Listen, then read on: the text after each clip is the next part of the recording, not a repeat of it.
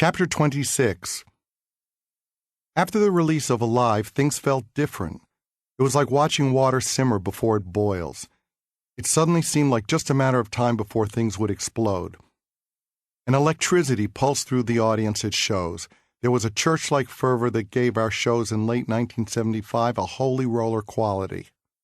Up to then we had made steady progress, so I never questioned that it would happen for us eventually. And despite the grave financial problems, the extent of which I probably never grasped at the time, I never worried that our modest album sales would cause the demise of the band.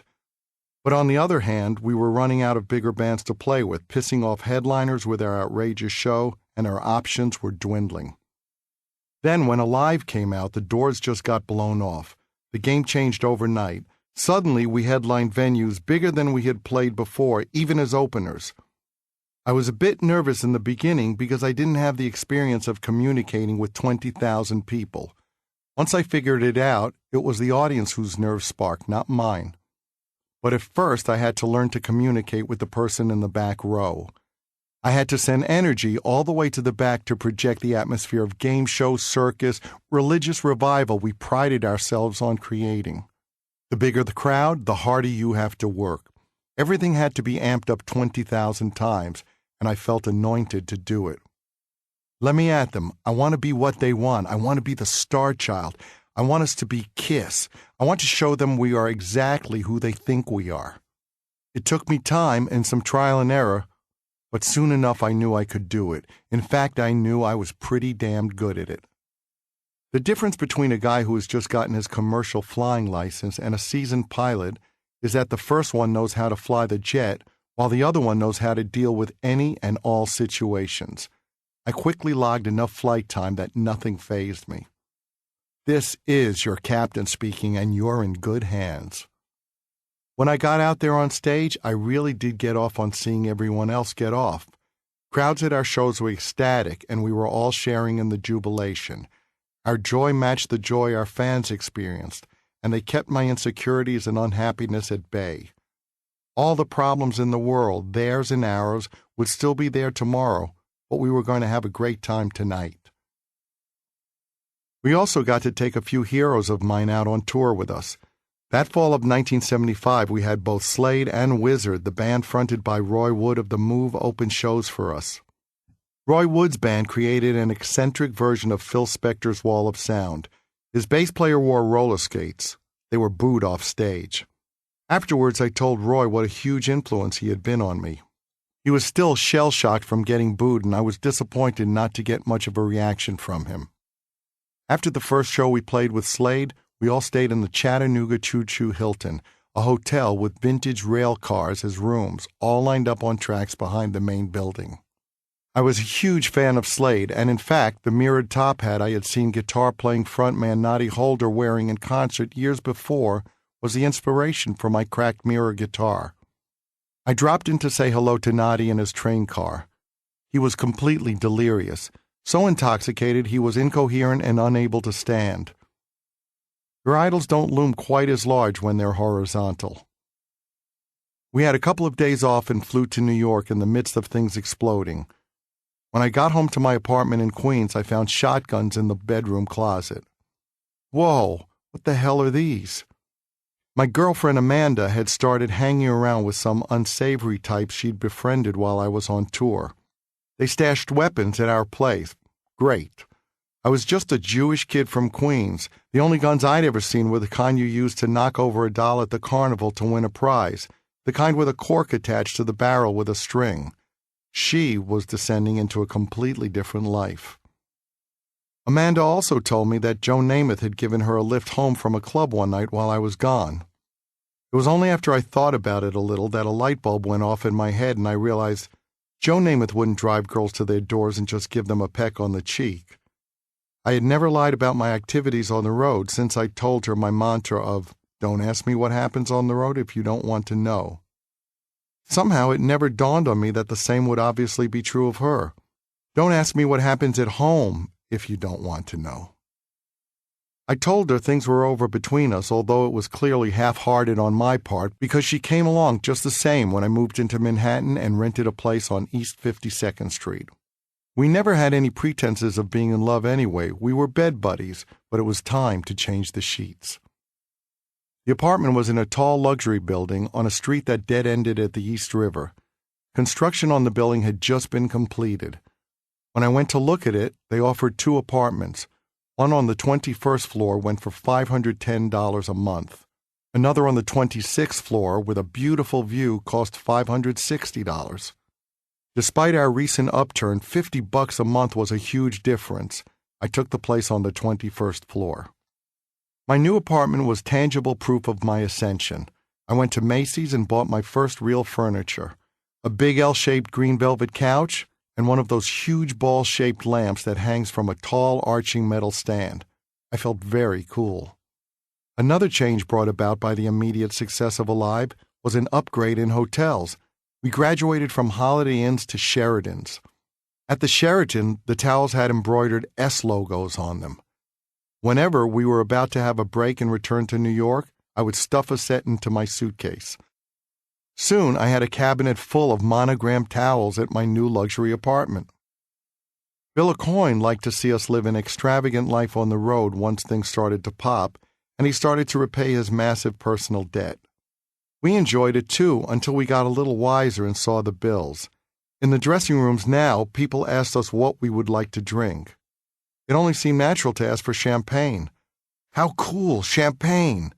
We ordered several bottles of bubbly, not realizing everything we ordered was charged to us. But it was fun, and besides, who knew how long this all would last? We certainly weren't born businessmen. Whatever the myth, we were totally green and not savvy at all about tour expenses or bottom lines. We trusted the people around us to have our best interests at heart. It took years for us to learn the ropes and to consider trying to change the way things were done. In the meantime, I felt newly flush, whatever the reality. One day off in New York, I went to 48th Street to pick up some things at a music store. It was a strange situation because we had gotten quite famous more or less overnight, and yet very few people recognized us without the makeup. I could walk the streets or get a cup of coffee.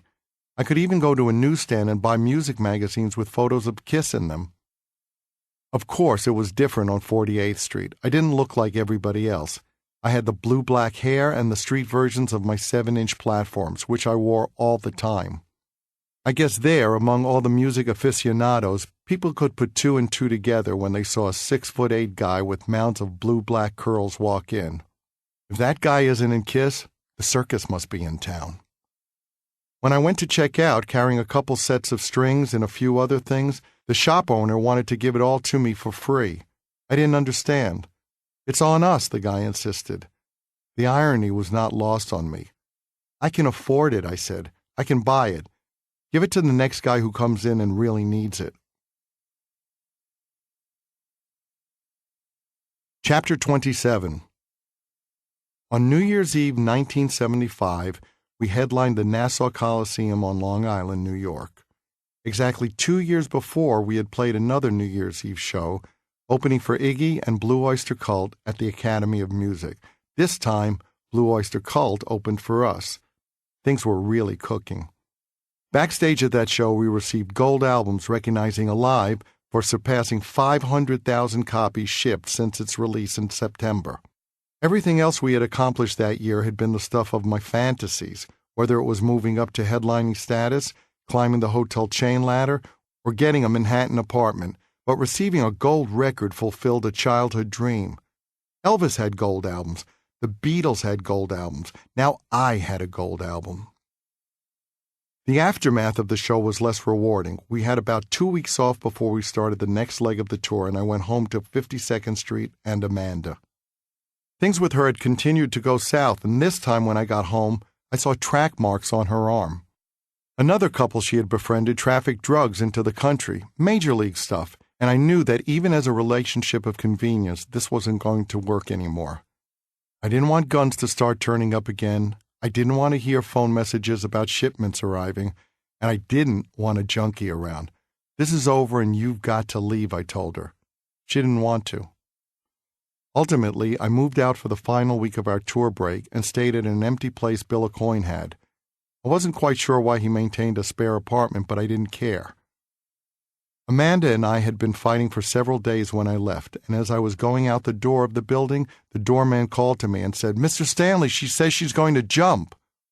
"Tell her not to land on me," I said, and left.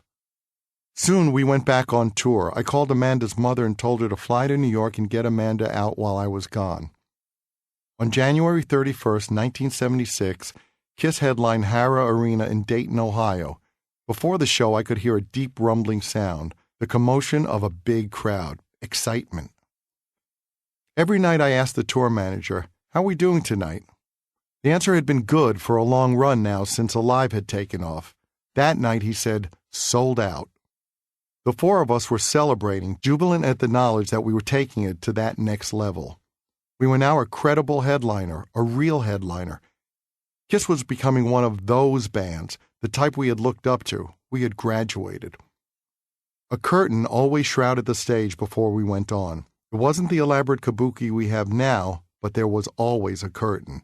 In Dayton that night, I opened it a little and peered out. The place was packed. The energy of the crowd was almost frightening.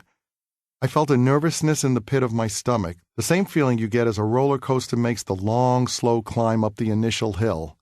That's what Hara Arena felt like to me. Then, the next night, when I asked the tour manager how we were doing again, he said, "Sold out."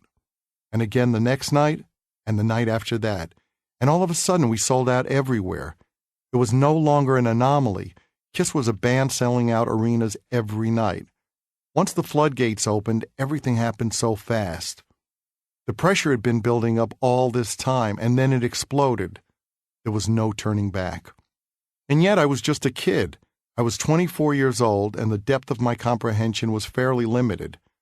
Yes, this was tremendous. Yes, it was unbelievable. Yes, this was how I had planned it and envisioned it. But as it started to happen, the success of the band was overwhelming. It was frightening. The roller coaster feeling I'd had at Hara Arena became a more or less constant sensation. I was being pulled up the big hill, knowing we were going to reach the top at any moment and then plunge down the other side, falling, screaming, with no control whatsoever. I could feel the momentum, the process of being pulled up the hill. I could tell we had reached a point of no return. All I could do was hold on real tight. The problem was, what did I have to hold on to? Nothing. I had no emotionally meaningful connections in my life. God knew the guys in the band weren't going to be any help.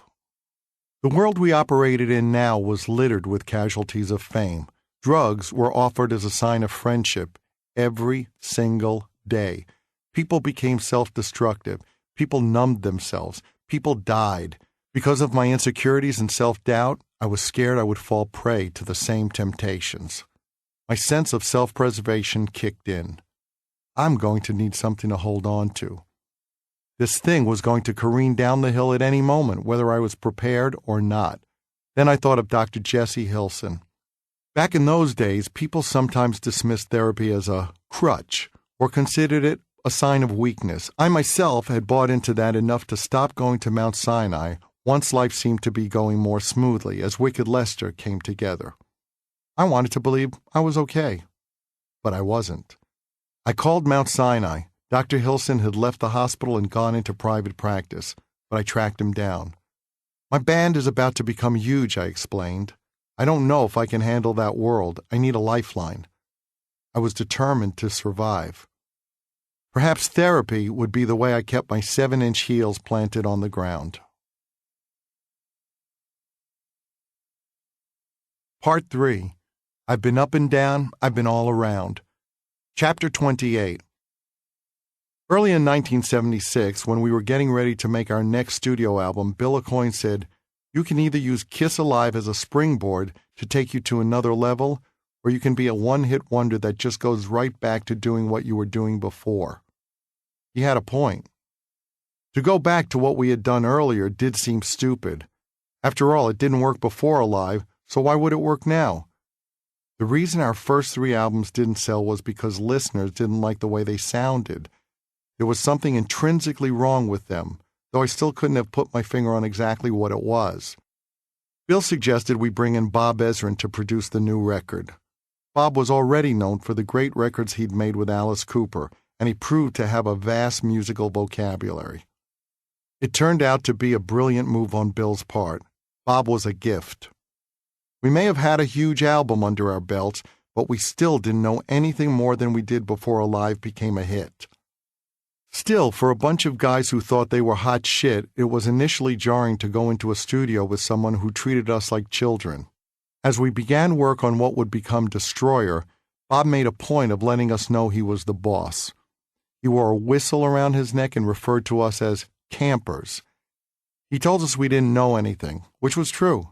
He told us never to stop playing until he said so.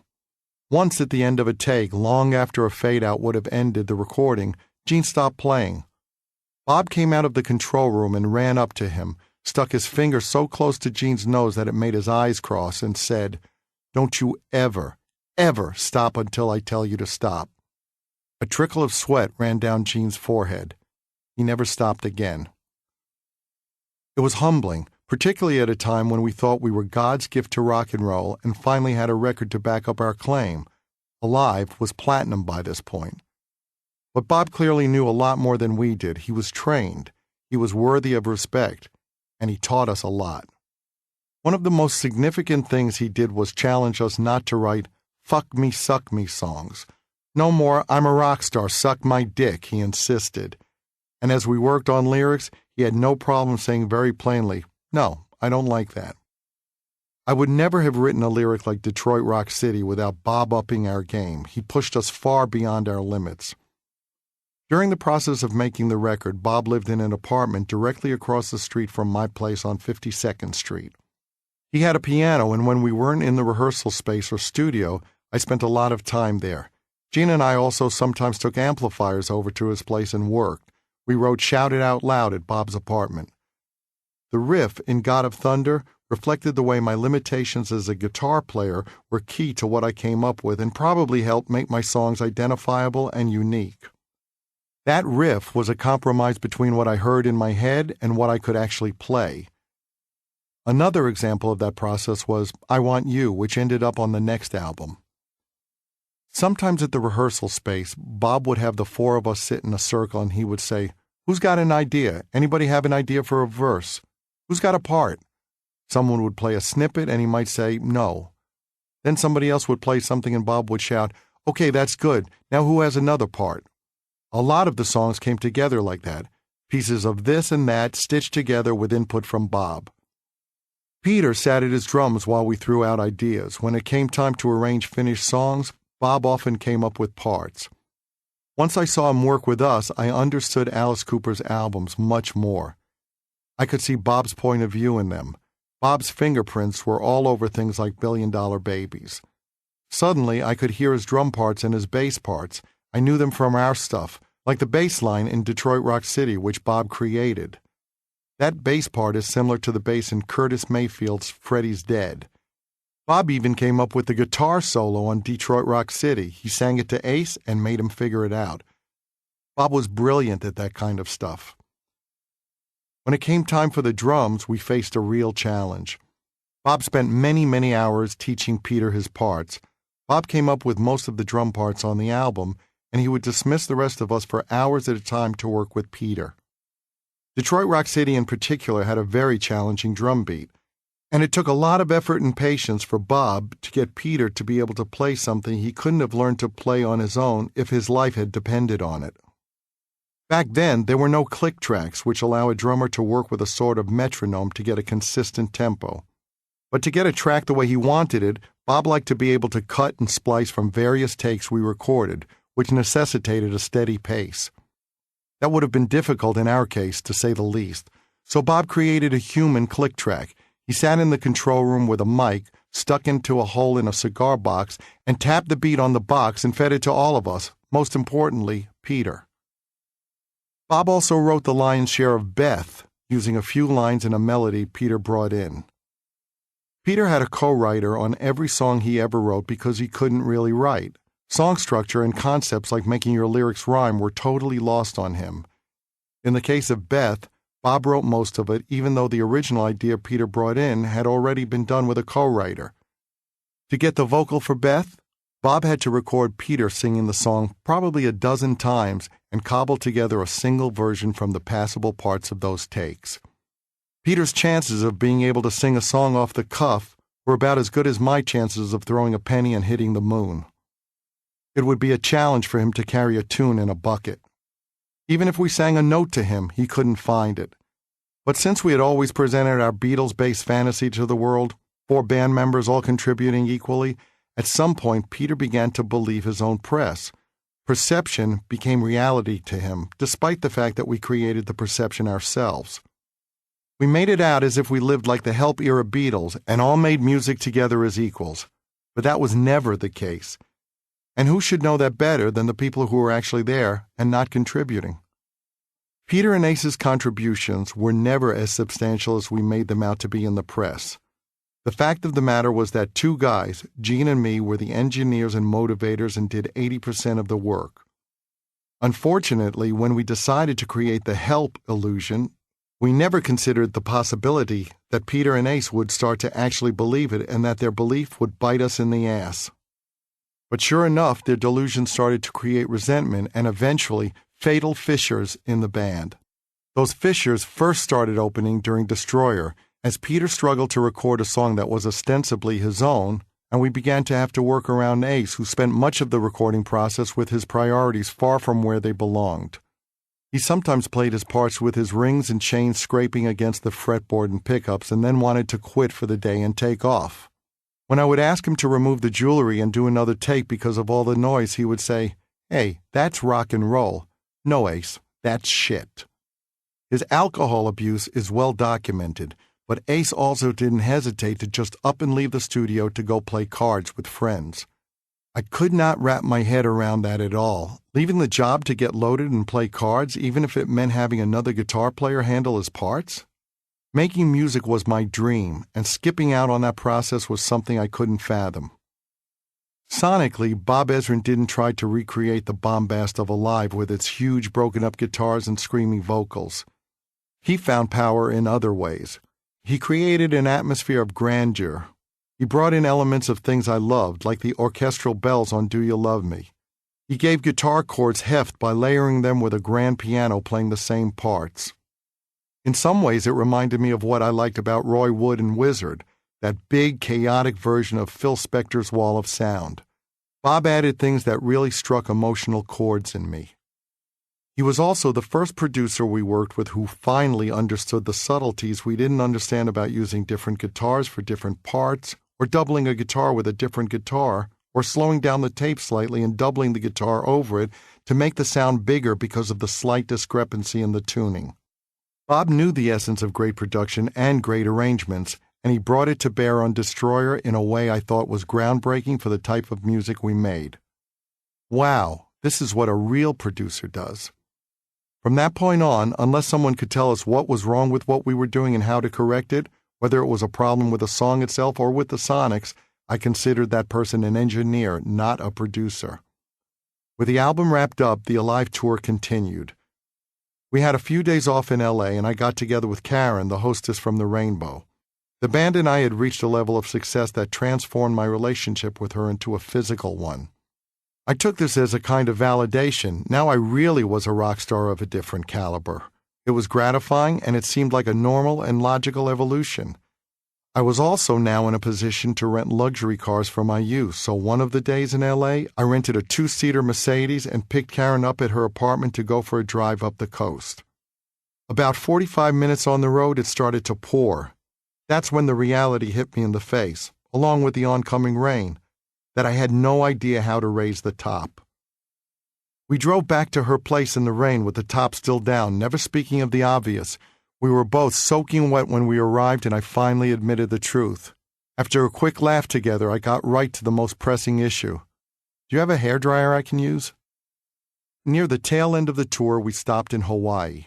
None of us had ever been there before, and now we had a gig in Honolulu and a few days off to spend there afterward. The day after the show, our pyro guy and some others, including Rick Stewart, a security guard charged with looking after me, rented a catamaran. Now, right away, you should know not to do anything risky with a pyro guy. No offense to pyro guys, but they got a hard on making things go boom, whether that meant making a living at it or winding up in jail. The line between pyro guys and arsonists was very fine back then.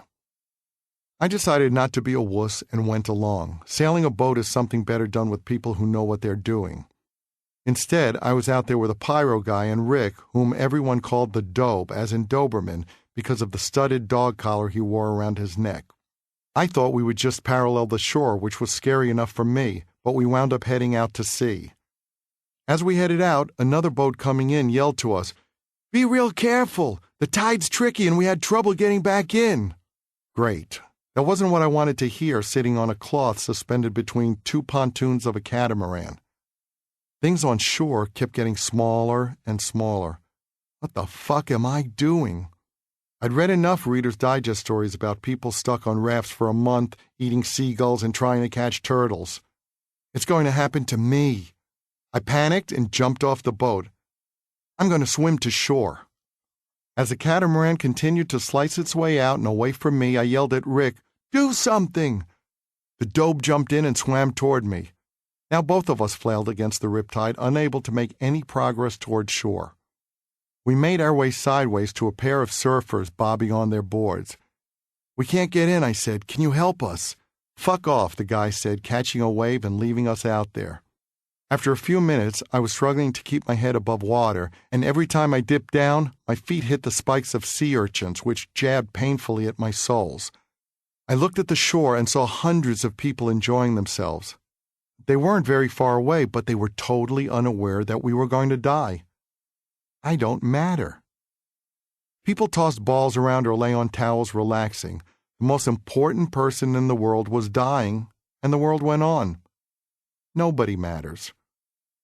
Despite how much we fought, Mother Nature kept pushing our heads below the water.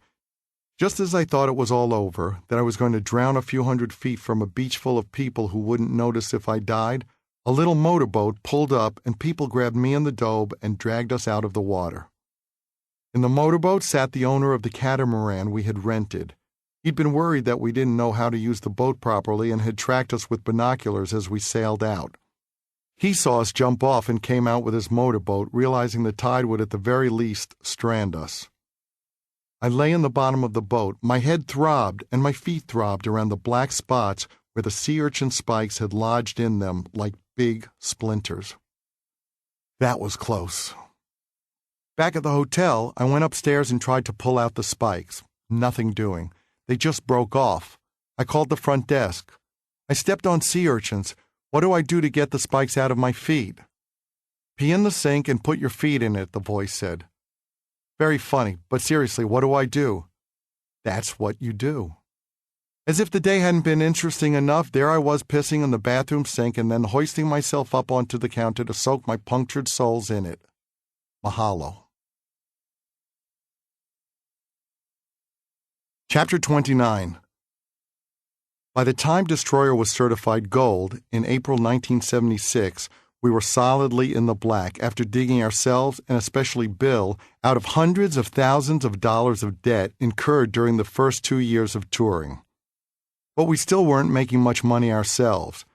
Touring, even now that we sold out arenas, didn't fill the coffers of the band members.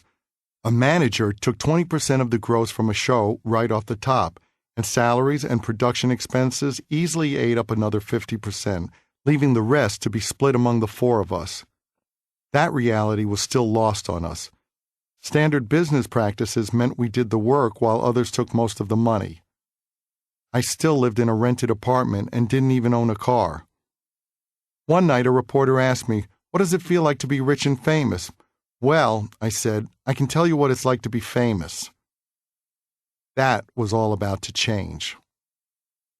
Bill O'Coin always saw the bigger picture. He could tell that we connected with our fans in a way that far exceeded the norm. He grasped the extent to which people would respond to us beyond the music. He understood the potential of merchandising. When I first saw the tour program Bill created for the later stages of the Alive tour, I had never seen anything like it.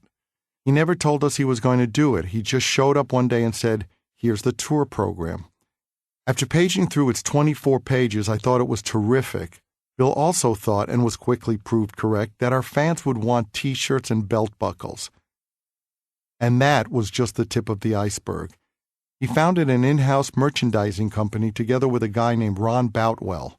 Initially, the company fulfilled orders from our fan club. Bill just announced to us, very matter-of-factly, we're going to start marketing merchandise. It could not have happened without Bill. There's a myth out there that we took part in a grand plan right from the beginning. That is not the truth. We were clueless about merchandising. Nobody in the band was ever involved with the merchandising plan. Eventually, we started to have a hand in it, but that came over time. All we provided at first was the template. The music was ours, the makeup was ours, but so much of the rest was Bill's. Obviously, we were the nucleus of everything that happened, but in terms of the reach of the Kiss image through merchandising, we had no more to do with that than we'd had with the fire-breathing or the levitating drum set. I'm a big believer in promoting the team because you're only as good as the team. It's the team that wins the game. We weren't brilliant businessmen, and there wasn't a brilliant Madison Avenue company behind us. There was just Bill, who, like us, wasn't held back by perceived limitations. He just pushed forward with an innate sense of what he could accomplish. Bill wanted to maximize our potential on all fronts. We certainly weren't going to be marketed like Led Zeppelin.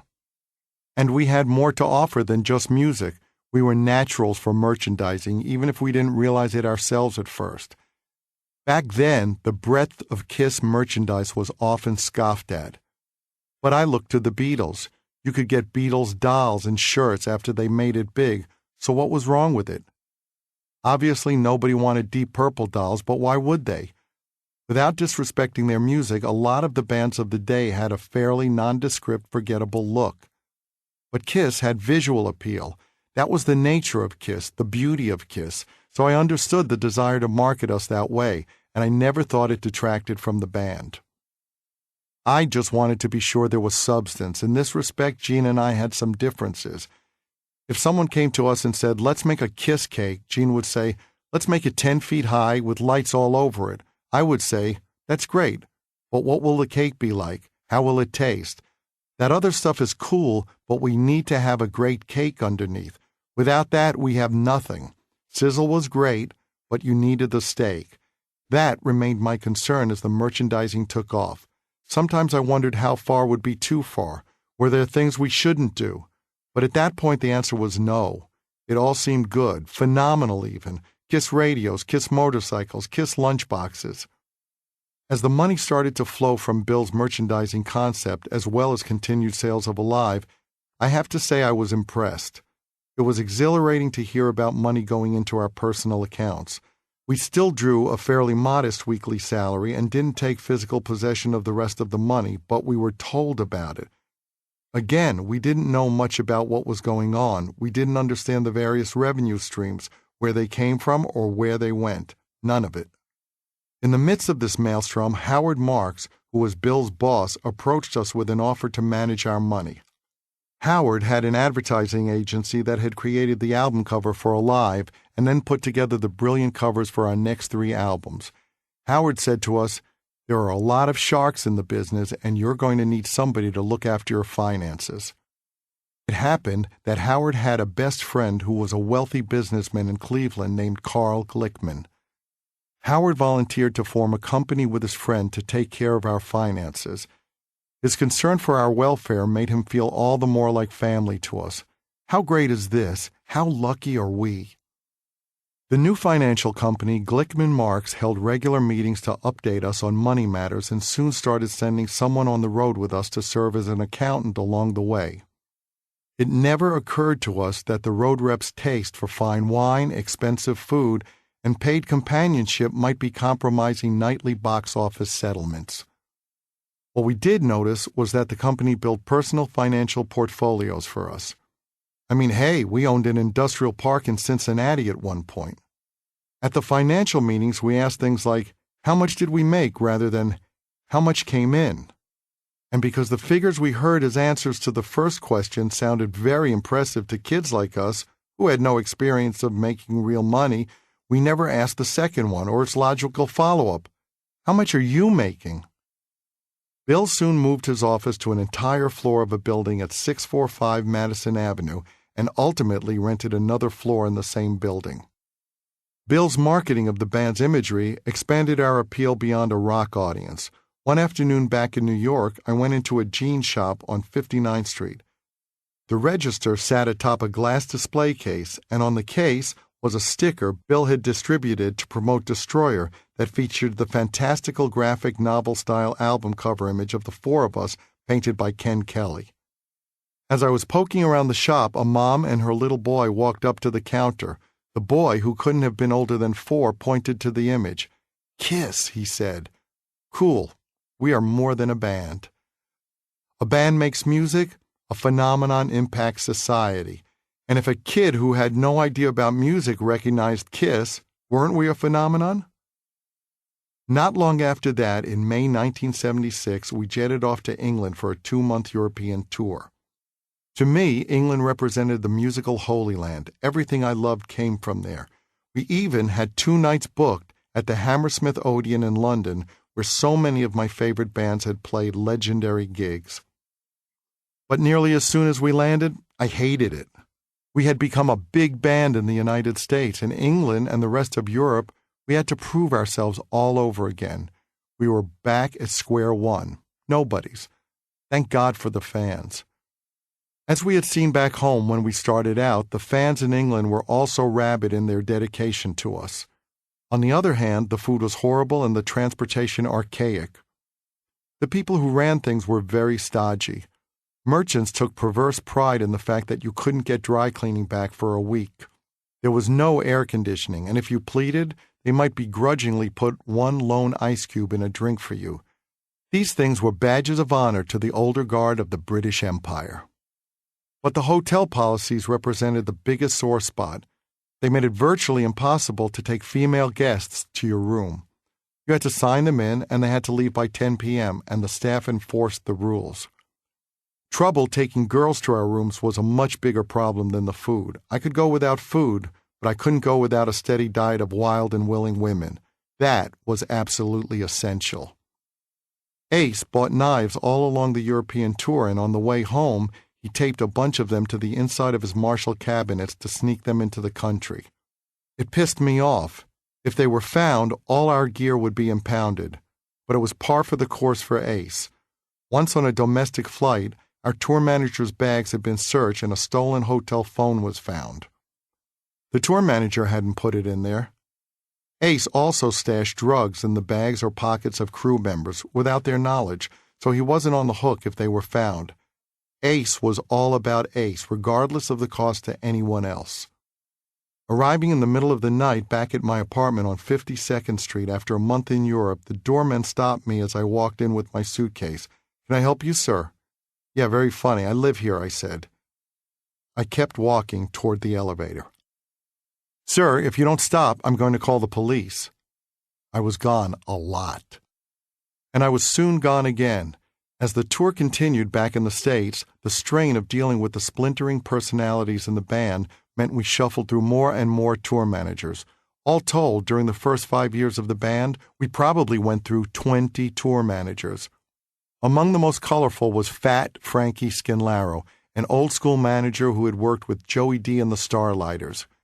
His upbeat nature was contagious. He had a lot of nicknames for us. He called Peter the Ayatollah Criscola. Gene was Gene the Nazarene, and I was the he-she because of my preening and dancing on stage. We'd begun to call Ace Baby Elvis because he was developing such a paunch. He ate a lot of potato salad, and in general, he ate with his mouth open. He said it aerated the food. It was like watching a cement mixer. Fat Frankie would do anything to get us laughing, and when he did, tensions within the band faded. He could be really self-deprecating, too. He liked to say, "I may have a little dick, but I can make it spin." Some of the tour managers were fired because Bill didn't think they were doing a good job. Most were ousted because of jealousies within the band. Each member wanted the undivided attention of the road manager, or at least a sense of favoritism. When one of us didn't get that person not coincidentally began to think the road manager was no good. A lot of them quit, too. Even people who had worked with other bands couldn't deal with the growing friction in ours. It was just too trying to have 4 hyperactive, dysfunctional people demanding all your attention and, if they didn't get it, sabotaging you so you fell on your ass. Through all the changes in road managers and crew, the only constant was Bill. He had a way of diffusing tension and making each member of the band think he was his favorite. But Bill, too, was increasingly stretched thin. He had started trying to expand his management business and seemed to spend a lot of time now on acts like Piper, Stars, and Toby Bow. We felt somewhat spited. We made all the money, and now he spent most of his time dealing with these baby acts who never went far. Sean Delaney's attention was also diverted by these other acts, and I was annoyed by the way Bill now seemed to believe that the formula for success was simple. Give a band a look and a logo, and they would become as big as Kiss. That was insulting. Bill and Sean's ideas had definitely helped us immeasurably, but our success wasn't so simple. There was more to us than a logo, platform boots, and makeup. Ever since I'd haunted 48th Street as a kid, I had admired the vintage guitars that cost a fortune. Now, however, I was ready to start collecting them. I put the word out on that leg of the tour that I wanted to buy guitars. The first exotic instrument I bought was a Gibson SG doubleneck, like the one Jimmy Page played. I bought it in Indiana from a guy who collected them and had a room full of doublenecks. Most of them were cherry, but this one was sunburst. From then on, the promoters knew I was in the market, and often a line of people with guitar cases would be standing at the truck entrance to the concert venues when we pulled in. It was terrific. You never knew what might turn up. I bought my next one in Arizona from a guy who owned a store called Bob's Bizarre Guitars. That was a sunburst Les Paul, exactly what I'd always wanted, and I paid $2,200 for it. I couldn't believe I finally had one of those guitars. It had what are called white or cream humbuckers. The bobbins, where the copper wire is wound, were white. You don't usually see the color of the bobbin because they are encased in a chrome or nickel case on the old guitars. But if you looked under the casing, the bobbins could be black, white, or what was called zebra, meaning it had one white and one black. Most of the guitars had all black bobbins, which was considered the least desirable setup. The most coveted ones had 2 white bobbins. I was over the moon. Chapter 30.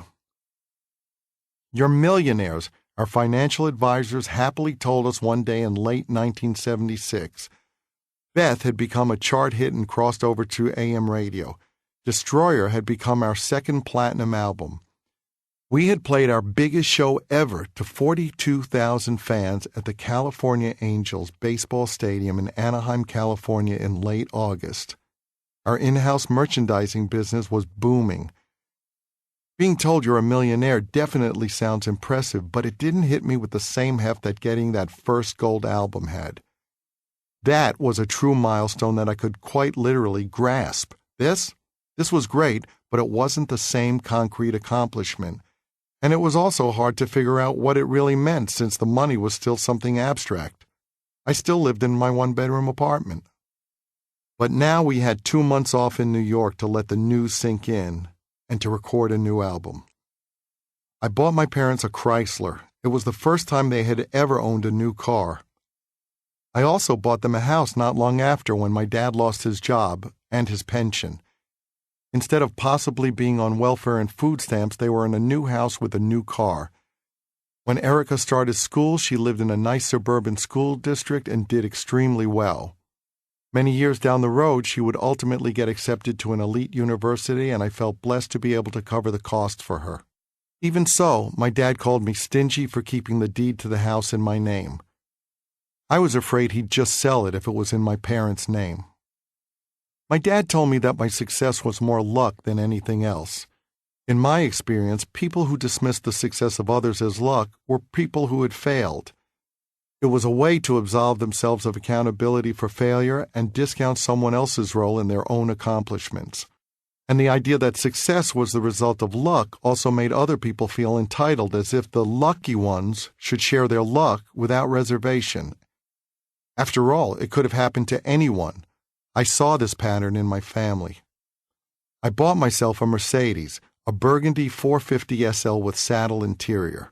The first time I drove out to Queens in it to see my parents, I pulled into a parking spot a few blocks away from their place and paused, sitting in the car with the motor running. Should I really have bought this car? I switched on the radio. Rock and Roll All Night blared from the FM rock station. I pressed AM and spun the dial. I heard Beth. Yes, it was okay to buy the car. During our break in the fall of 1976, we went back into the studio to record Rock and Roll Over, which was released in November. It was our 6th album in less than 3 years' time. Our initial productivity as a band was all about keeping our heads above water. But just because we'd reached a certain level of financial security, I didn't see any reason not to remain productive. It was fun to go into the studio. I'd spent my whole life dreaming of being in the studio. The studio was also a place where I could hide out when we were off the road. I still had virtually no social life, very few friends, and the studio was a safe haven, and one where we now had carte blanche. I could go there and not have to keep my eye on the clock. Those bills would be paid without so much as a raised eyebrow. When Destroyer had come out earlier that year, the album had thrown some people because it didn't sound like us live.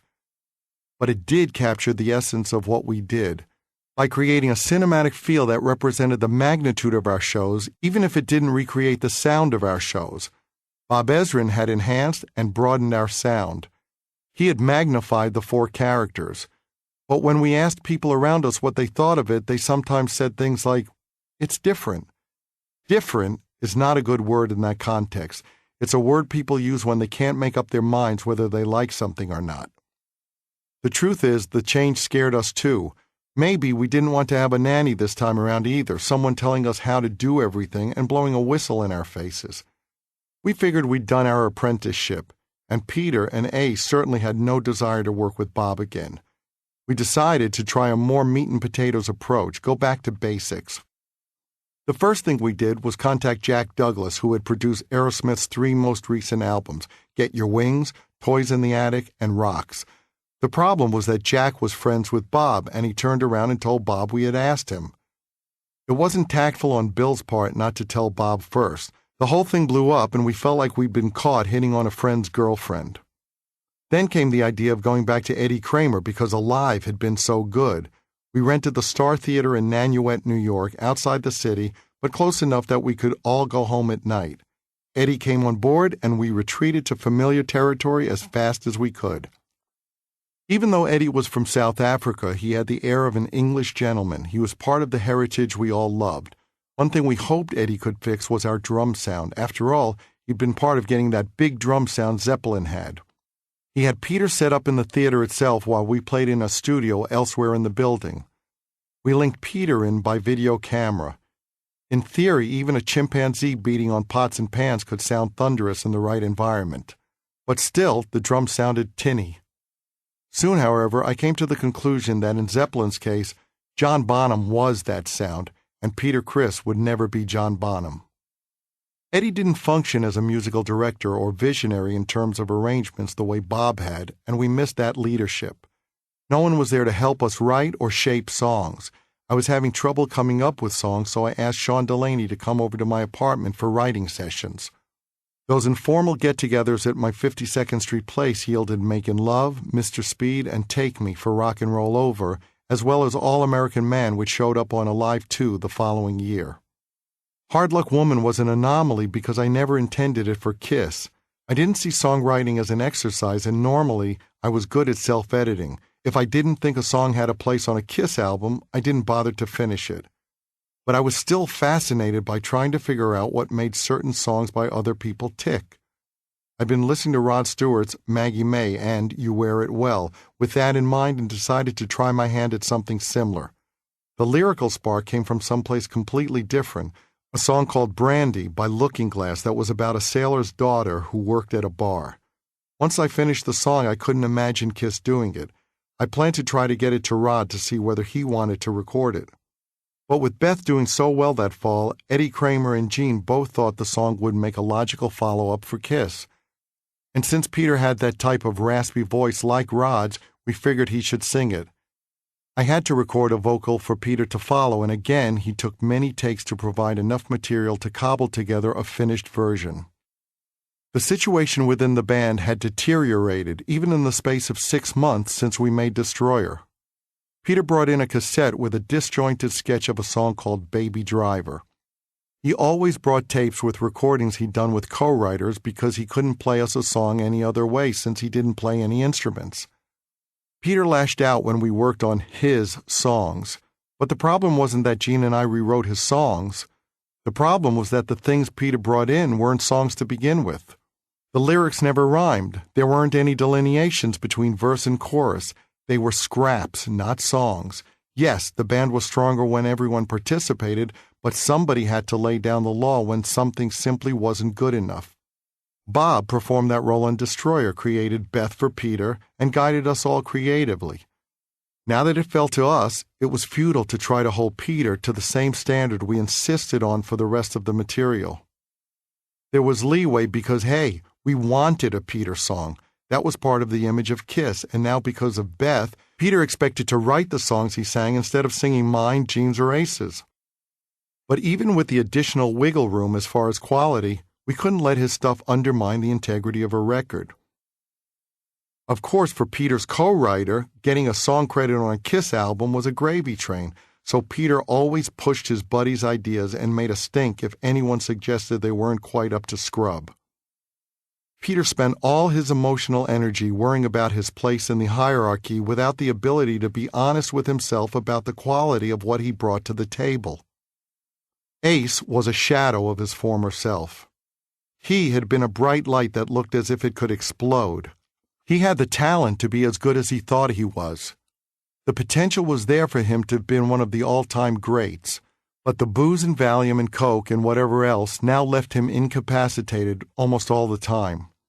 We prayed we'd be able to get a solo out of him before he passed out. He wasn't funny anymore, in any way. When he tried to tell jokes, he had to stop and slur, "How's it go again?" The situation sometimes made me angry.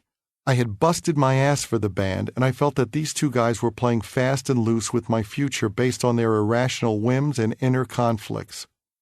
And yet, because the deterioration took place in stages, I found I accepted things I never would have initially. If you try to bend a tree down to the ground, it breaks. If you bend it incrementally, little by little, you can get it parallel to the ground without snapping it. It just took time. That was me. There was very little band mentality anymore. The other three guys drifted off to their own social circles, and we all had our own people telling each of us how great we were. Between their sycophantic friends and all the press, Peter and Ace began to believe they were world-class virtuosos despite mounting evidence to the contrary. When we argued with Peter over his songs, he'd say things like, "You just don't want me to do this because I wrote the biggest song," or "You don't want me to do this because I'm the best singer." And he constantly accused me of not having paid my dues, apparently because I hadn't spent a decade before Kiss playing in bands that went nowhere like he had. Both Peter and Ace were fucked up all the time. I'd seen plenty of functional addicts. Bob Ezrin had been doing a lot of coke and chugging Remy Martin while we recorded Destroyer, but the quality of his work never flagged. Bill O'Coin, Neil Bogart, and much of the Casablanca staff were on a slippery slope doing lots of drugs, too. Drugs and alcohol were like a Ferrari. There's a split-second difference between being in control and being wrapped around a telephone pole. You're in control, and then you pass that line and don't realize it until it's too late. I hoped Bill would be able to save Peter and Ace, but that turned out to be foolish. Bill couldn't even save himself. If Gene and I tried to diffuse unpleasant situations by saying, "Come on, man, that's the drugs talking," Peter and Ace would respond by insisting they knew exactly what they were saying. Peter's insecurities got more and more crippling with the addition of drugs. The whole world was against him. One day in the studio, he exploded about something and smashed my acoustic 12-string guitar against the wall. There was a moment of deafening silence after that. During another argument, Gene snapped at Peter, "Peter, you're an illiterate idiot who can't read or even talk correctly and never finished school." "Yeah," said Peter, "and I'm in the same band as you." To this day, that remains the smartest thing I ever heard Peter say. Chapter 31. One night in Texas, in early 1977, a youth group attending a Bible conference gathered in the lobby of our hotel. Trying to be kind, generous, and Christian, one of them walked over to me and said, I'm going to pray for you." "How dare you?" I said. "What would possibly make you think I need you to pray for me?" Whatever judgments they had of me, it didn't stop a group of them from pressing themselves against my hotel room connecting door to listen to this messenger of Satan strip a willing local of her clothes and inhibitions. When we pulled into arenas now, we saw people brandishing banners and placards and carrying crosses. I was astonished. These people quoted the Bible and called our music satanic. "You're talking about us?" I laughed at the protests at first. As far as I was concerned, they had their hands full monitoring their own practitioners, which turned out to be true as scandals later engulfed Jimmy Swaggart, Jim Bakker, and others.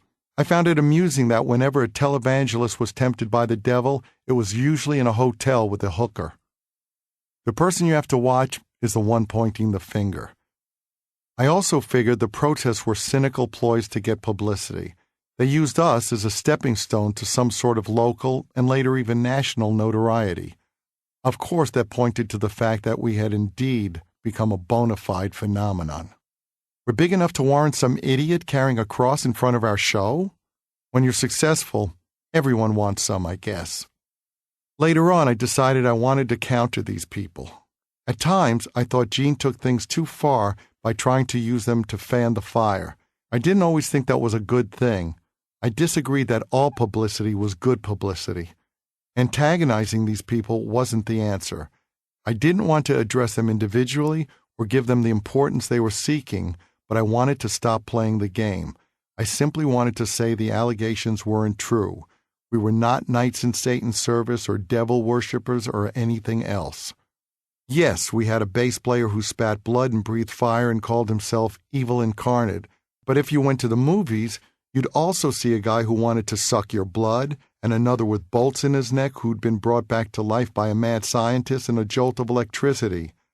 If they saw a guy on TV with his face painted white and his hair pulled up on top of his head and thought he was real and that he was stating facts when he said he was evil incarnate, they were the ones who were crazy, not us. Did these people really think we looked like this all day? Did they also think the guy who played Batman was really Batman? The way I saw it, Kiss wasn't going against anything, whether it was religion or politics. Kiss wasn't even about rebellion. We didn't tell people to tear anything down or to refuse to play by the rules. We said, become who you want to be. It was about self-empowerment. It was celebratory. For me, it wasn't about fighting the system. It was about picking your path and believing in yourself. The ultimate rebellion wasn't fighting the system. It was circumventing the system and living your life fully. And what the band represented for me personally, I thought it could also represent for other people, for fans. Maybe that's why our audiences were all smiles. We were singing about how good life could be and how much you could accomplish by believing in yourself. Despite what the religious protesters said, Kiss was all positivity. Hell, all anyone had to do was listen to the lyrics from our mission statement off Destroyer shouted out loud. Well, the night's begun and you want some fun. Do you think you're going to find it? You got to treat yourself like number one. Do you need to be reminded? If you don't feel good, there's a way you could. Don't sit there broken-hearted. Call all your friends in the neighborhood and get the party started. At the same time religious protesters vilified us for being a danger to America's youth, music critics killed us because in other ways we weren't dangerous enough to ourselves. Apparently, Gene and I didn't live recklessly enough and were too business-minded to meet the credibility criteria of some hip music magazines. The premise that some desk-bound journalist might deem me worthy of his seal of approval only if I played Russian roulette with my life had an irony to it that wasn't lost on me.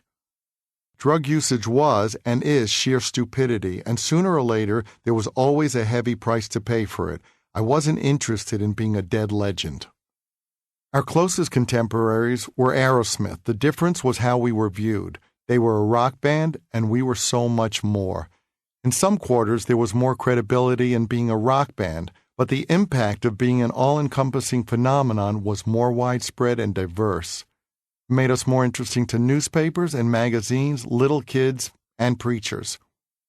The interesting thing was the way that for some people being a phenomenon didn't correlate with being a band, as if it undermined our credibility, as if the impact of the image, the logo, and all the press eclipsed what was otherwise as good as a lot of bands the critics did love. Journalists constantly dismissed us with the same basic argument. If we were any good musically, we wouldn't need any of the visual effects. What never seemed to occur to them was the possibility that we were good and that we wanted and loved all the rest. Part of the perception problem had to do with Neil Bogart and Casablanca Records. The label released Donna Summer's disco anthem, Love to Love You Baby, which became a smash hit over the course of 1976. Hit singles were Neil's thing, and it altered the way he did business. He made Casablanca into a singles-oriented label and focused on acts like the Village People. He signed a rock band called Angel and positioned them as the anti-Kiss, in all white outfits and ballet slippers instead of platform boots. Neil's forte once again seemed to be novelty acts not that far removed from his bubblegum days. Kiss went from being the signature band on Casablanca to being part of a sideshow label, part of a menagerie. Instead of being in the company of rock bands, we shared a label with a bunch of guys dressed up like construction workers and cops and a band that wore ballet slippers. People who wanted to see us as pap or contrived had only to look at the company we were in to reinforce their suspicions. It solidified any negative impressions people had of us. Part of the perception problem was due to simple subjective differences in how people saw things. If Bruce Springsteen slid on his knees, critics called it showmanship. If I did, they considered it some sort of scam, a circus trick. One guy was a showman and the other was a charlatan. But sometimes it had a darker side that corresponded to things we overheard, things about how we were money-hungry Jews or kikes, as if our entrepreneurial ability weren't a positive trait, but rather a trait of deceit or manipulation, because that wasn't rock and roll, that was what Jews did. The same sentiments infected the inner workings of the band, too. I think in Peter's case it had to do with his upbringing and the fact that he wasn't very bright. Ace owned a lot of Nazi memorabilia. Now, I'm sure there are people who collect that stuff who aren't Nazis or anti-Semites, but Ace was not one of them. Barely below the surface of the band's interactions was a simmering and ongoing resentment and anger directed at me and Gene. We ran the band and wrote almost all the songs and generated the ideas, not because Kiss was a dictatorship, but because the other guys' contributions just didn't amount to much. Their jealousy and envy and resentment got focused on the most tangible thing they could pin it on, the fact that Gene and I both happened to be Jewish. It wasn't that different from the core of society's anti-Semitism. Take Jewish immigrants out of their native soil and put them in a new country, and the next generation becomes doctors. That's hard for certain people to take, and so it was inside the band. Ace, and particularly Peter, felt powerless and impotent when faced with the tireless focus, drive, and ambition of me and Gene. As a result, the two of them tried to sabotage the band, which, as they saw it, was unfairly manipulated by those money-grubbing Jews. But of course, we kept up the mythology. 4 guys running down the street, jumping in the air, living under one roof. Just substitute New York for Liverpool, and that was us. Yeah. Yeah, right. Chapter 32. I always wanted a gold record, and I always wanted to play Madison Square Garden. I already had my gold album. On February 18th, 1977, we headlined our first show at the Garden, and it was sold out. It had been 4.5 years since I pulled up in front of the Garden in my cab to drop people off for Elvis's show. I had seen the Stones at Madison Square Garden, forged a ticket for that show, in fact. I'd seen George Harrison's concert for Bangladesh at the Garden. I'd slept outside Macy's in Queens to get tickets for that show. I'd seen Alice Cooper at the Garden. I'd seen Ringling Brothers Circus at the Garden. Madison Square Garden was synonymous with success on a large scale. Playing there was big stuff, really big stuff. I was so anxious before the show that I took half a Valium. The idea that I might be sluggish? No chance. The adrenaline high was so strong on a normal night, and this was homecoming in a sold-out Madison Square Garden. I probably could have taken several whole pills and still have gotten up on stage and then run a marathon in record time. Shows like this were still new. I wasn't yet used to the idea that we were this big. Standing on the diving board is usually scarier than taking the dive, and sure enough, once on stage, I felt exhilarated. That first wave of force coming from people screaming and lights coming on is very powerful. Having multitudes of people focused on you and sending you energy creates an undeniable wave of force. That might sound like some sort of New Age concept, but the feeling is staggering. The entire show carried incredible emotional weight, but by the second song, I was home. I knew my parents were in the audience, and I couldn't help chuckling about it. Yep, that's my boy, the one in 8-inch heels and lipstick jerking off a guitar on stage. But I was proving something to them. They were wrong. This could be done, and I had done it. You see, I am special. And then a bottle came sailing out of the darkness and hit me in the head. I saw it at the last second and flinched just enough so it smacked into my head next to my eye instead of in my eye. The glass cut me. I bled for the rest of the show. In some ways, it was cool, but I also felt hurt, not physically, but hurt that somebody would do that, and yet at the same time, I knew it wasn't done maliciously. I'd seen the impulse before. Fans wanted to touch you in any way they could, and here was someone touching me with a bottle. Our road crew, as devoted as they were, found the guy and beat the crap out of him. Still, it was the first time I felt vulnerable on stage. There was always a dark mass of people out there while I was in the spotlight, and now I knew I really could get hurt. For the first time, it occurred to me that the fourth wall could be knocked down by them instead of by me. We had about a week in New York around that gig at the Garden, and once again I was confronted with the fact that I didn't have any real life outside the band. Most musicians I knew wanted to talk about equipment, stuff I could give a rat's ass about. I thought there was so much more to the world, even if I was still learning what that could be. I like to talk about music, but on a historical level, an emotional level, not a technical level. I spent a lot of time dissatisfied because I didn't have friends to talk to about things that might be stimulating, educational, or enlightening. As far as the women I hooked up with, I knew it wasn't about deep conversation. I chose them because of what I thought other people would think and because of what I hoped I could convince myself. I must be somebody worthwhile because this beautiful woman wants to be with me. It was all about bolstering my sense of self. Being with someone to make myself feel better always meant being with a woman others wanted, a woman others envied me for having. Thankfully, I managed to meet some women who, besides being beautiful, were also smart, funny, and well-read. But even with those women, I had little to offer in terms of a relationship. I wasn't open, and I wasn't going to give anything of myself. So it was more or less two people trading services. Though it was hard for me to articulate, all of this made me feel even more isolated than I already felt. I remember one woman coming to my apartment and starting to get itchy for cocaine after a while. She apparently had a major habit. She began to get dressed to go out and score some blow.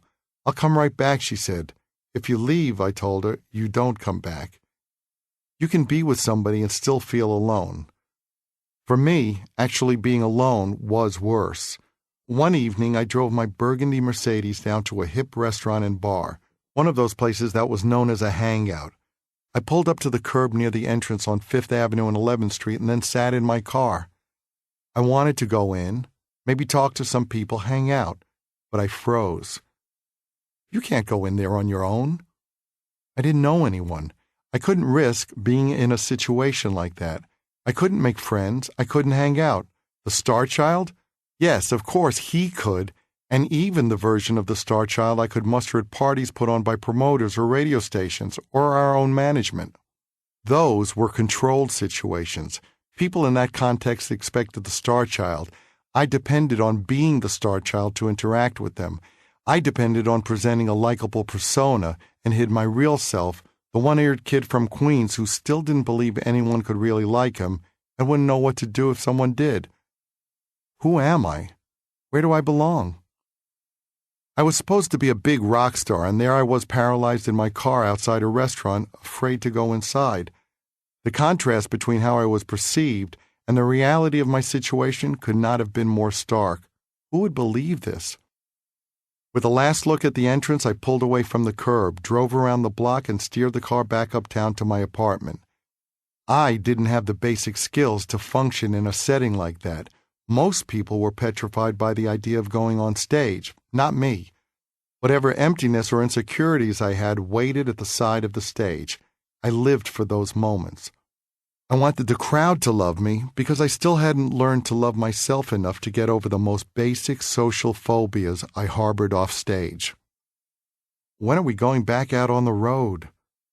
Mercifully, we headed back out soon, and by March we found ourselves touching down in Japan in a Pan Am 747 amidst a Beatles-like furor over the band.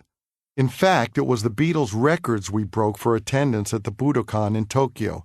The magnitude of our stardom in Japan was astounding.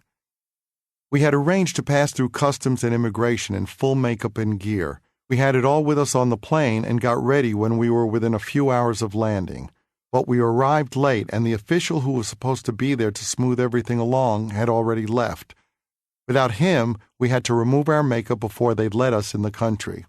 After they verified we were the people in our passport photos, we did the quickest makeup job we had ever done and then walked out to find thousands of fans waiting outside. It was pandemonium. Once we got into our cars, people swarmed over them like locusts. I got nervous and claustrophobic. "Smile," Jean said calmly through clenched teeth.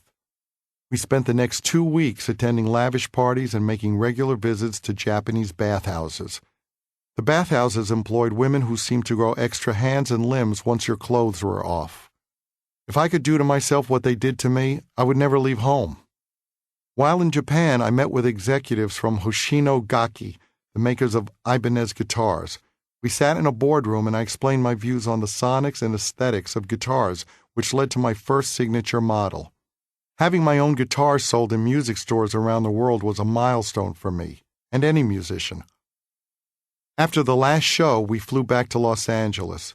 There, we learned we'd been named the top band in America by the Gallup poll over Aerosmith, Led Zeppelin, and the Eagles, among others. Soon magazines were publishing similar results from readers' polls.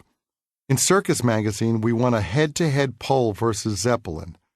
Now, I had a high regard for what we were doing, but I wasn't crazy. I didn't see us in the same league as Zeppelin. The same publications also ran votes on readers' favorite players, and Ace and Peter both came out on top of some best guitarist and best drummer polls, fueling the increasing gap between their self-image and their actual abilities. If only circus readers realized they were barely sentient beings most of the time who didn't care and were often either too fucked up or too inept to play their parts on recordings without great effort or a nameless ringer filling in for them. I figured if we were going to disregard the critics who called us hucksters and dismissed our music, we also had to dismiss the people who called us virtuosos. Peter and Ace didn't agree. The press reinforced what they wanted to think, that they were world-class musicians. Of course, Ace could really have been one, but he was killing his talent and his body and brain with booze and drugs. And Peter, from Destroyer on, what the band wanted to do, push the limits of his abilities or simply outstrip them. We had a few weeks off in L.A. before we went to New York to start recording yet another album. One night I ended up going out with Lita Ford, who was then the guitar player in the Runaways. Lita and I had some fun times together. She was only 19, but her band had just released their second album and were about to head off for their own tour of Japan. The two of us went to a club called the Starwood for a show. The opening band, The Boys, featured George Lynch, who went on to fame in the band Dokken. The Boys played a cover of Detroit Rock City. The second band was called Van Halen. I was impressed. They had another show the next night, and I made Gene go with me to see them. Near the end of Van Halen's set that second night, Gene got up and disappeared. Little did I know he'd gone backstage and spoken to them about taking them into a studio to record a demo. He never told me. He didn't mention it when he returned to his seat. I found out only later. It was funny because I always thought of Gene as the one member of the band I could count on, and yet he still did secretive things like that. It was that old impulse of his, and he never felt the need to explain any of what I saw as sneaky or dishonest behavior. During that time in California, I also met and started seeing Cher's sister, Georgianne LaPierre, who was then starring in the soap opera General Hospital. Georgianne was extremely smart, a member of the high IQ society Mensa, and I loved talking with her. Georgianne and I saw each other off and on for more than a year, though after a while I told her I planned to see other people as well. There was no dishonesty about it. I realized phone relationships could go on forever. You talk to somebody, have a nice conversation, and then, when you say goodnight, you go off and do whatever you're going to do. At the end of the time in L.A., I flew to New York. The song Love Gun came to me in its entirety on the flight. Melody, lyrics, all the instrument parts, absolutely complete. It was amazing and rare for me. I stole the idea of a love gun from Albert King's version of The Hunter, which Zeppelin also nicked from for How Many More Times on their first album. By the time the plane landed, I was ready to record a demo. When I got to New York, I called a drummer I knew and went almost immediately to Electric Lady to record the song. By this point, I didn't need to do demos in less lavish studios. I could do them in top-end studios, and Electric Lady was my favorite. I used the same equipment and tape that other bands cut masters on. That worked out to be as much of a curse as a blessing. Sure, the demo sounded great, but with using quality studios for demos came the risk of demoitis. You get so locked into the version you record as a demo that you lose all flexibility when it comes time to record the track. You've worked out all the parts, and it's hard to erase them and let other people have creative input if they veer from the version you recorded on the demo. Then you're stuck recording a stiff version of the thing you already did. It robs the final recording of spontaneity. You're less open to suggestions for change because you already have a fully realized concept. Eventually, in the late 1980s, I stopped doing demos for all those reasons. The funny thing about Love Gun was that even though the album version was recorded as a facsimile of the demo, when we went to cut the album version, Peter couldn't play the kick drum pattern on the song. Once Peter cut the track, we had to bring in another drummer to play the extra kick drum beats Peter couldn't. We recorded the album at the Record Plant, another iconic New York studio. It was up near Times Square in what at the time wasn't a great neighborhood. When you entered the place at the ground level, the receptionist was sitting behind a glass window and had to buzz you in through a locked door. The window had shutters, and once through the locked door, you saw the reception area was separated from the hallway by another locked door. I can't tell you how many times I left the studio to take a break and walked into the receptionist's little office. She would close the shutters and lock the door and say, "Oh, Paul." I didn't fool myself into thinking I was the only one, but I was one, and it was terrific. Sure beat a coffee break. During our stay in New York, Gene came up to Bill's office and played us finished demos by a band called Daddy Longlegs. It turned out that was a name he came up with to replace their original one, Van Halen. Bill and I listened intently and later spoke, without Gene, and agreed to pass on getting involved with them, not because they weren't great, not because they didn't have enormous potential. We passed to protect Kiss, which needed our daily focus to continue building on all fronts. Gene's wandering eye was clearly a potential risk to all we had accomplished and all we were working toward. For the Love Gun Tour, which began in Canada in early July 1977 after the album was released, we had a private airplane for the first time. We'd flown private only one time before when, because of a scheduling conflict, we had to take a tiny Learjet to get in and out of some out-of-the-way city.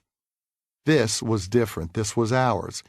It was a Convair 280, a propeller plane filled with odd furniture, almost like a flying junk shop. The pilot and co-pilot were Dick and Chuck, and our flight attendant was named Judy. Dick and Chuck fought regularly and often yelled at each other in the cockpit, "You asshole, fuck you!" It wasn't very reassuring. Once at the end of a flight, we landed, got to the end of the runway, turned around, and immediately took off again. They had put us down at the international airport rather than the private airport. Another day I saw flames coming out of one of the engines mid-flight. I told Judy to bring Dick back to see it. He came back, looked out the window, and said matter-of-factly, "Don't worry about it." Then he returned to the cockpit. The whole operation was an accident waiting to happen. The tour itself, however, went gangbusters. We had to add dates in a lot of markets and recorded another live album, a live 2, along the way. It seemed like a good idea. We'd done 3 studio albums and a live album, and then another 3 studio albums. Why not another live album? The problem was we had to fabricate a Kiss show for the album because we didn't want to repeat material from the first live album. The first one documented a standard set. The second one couldn't because a lot of those songs from the first 3 albums were still staples in our show. So now we had to create a Kiss show that didn't really exist, with the dynamics of a real show. Even so, it didn't seem like a big deal since we had a lot of great stuff. Detroit Rock City, Love Gun, God of Thunder. And once again, we enhanced the ambient quality of the live recording so they replicated the bedlam of an actual show. The onstage explosions caused compression in the microphone, so again, we used recordings of cannons to make them sound right. And for the back photo, we decided to take a shot during sound check at the San Diego Sports Arena with all our effects shot off at once. Just blast the entire arsenal and have us all up on the hydraulic lifts. That never actually happened all at the same time during a show, but it was an authentic documentation of the bombastic feel of the experience. The second problem with Alive 2 flowed from the first. Using only songs from the second 3 studio albums, the new live album took up just 3 sides of a double album, not 4. What were we going to do? We decided to add a side of studio tracks. I wasn't keen on the idea. We recorded the tracks at the Capitol Theater in Passaic, New Jersey to give them a live feel. I had All American Man, which I'd written with Sean Delaney, but overall, the songs we came up with just weren't great. Any Way You Want It was a Dave Clark 5 song I'd always loved, and Gene loved it too. The original 1964 version is cataclysmic, just huge. Ours didn't come close, but we needed to fill up that final side of the record. Ace didn't play on any of the studio tracks except the one he wrote, Rocket Ride. Instead, we had to use Bob Kulick, who had auditioned for the band during the Cattle Call back in 1972 and with whom I'd remained friends. As the tour continued, we flew on with Dick and Chuck fighting in the cockpit. During the time Uriah Heep was opening for us, I constantly made eye contact with their keyboard player's great-looking girlfriend. I found out her name was Linda, and the day after the band left our tour, I called our tour agent and said, "Track that girl down." The next day, she was back on the tour, now traveling with me. This was rock and roll. In Houston, someone showed me a 1958 Flying V guitar, which was something I really wanted. It even had its original case. I asked how much he wanted for it. $3,600, the guy said. Come on, that's a lot of money. He didn't budge. I bought the guitar. I had caught the guitar bug again. In California, someone told me about a guy who had a Sunburst Les Paul for sale. I paid $10,000 for it. It seemed like a fortune at the time, but it ended up on the cover of the Bible of Sunburst Guitars, The Beauty of the Burst, and is valued at as much as $1 million now. Best of all, that guitar is still known as the Stanley Burst, even though I no longer own it.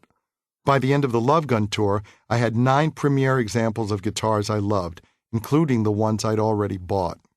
The demand for Kiss concert tickets continued to rise through the year, and being on stage continued to suspend everything around me. Performing provided pure escapism and joy and elation. In my everyday life, I could never free myself of my insecurities, and the increasing rancor inside the band left me feeling more isolated than ever.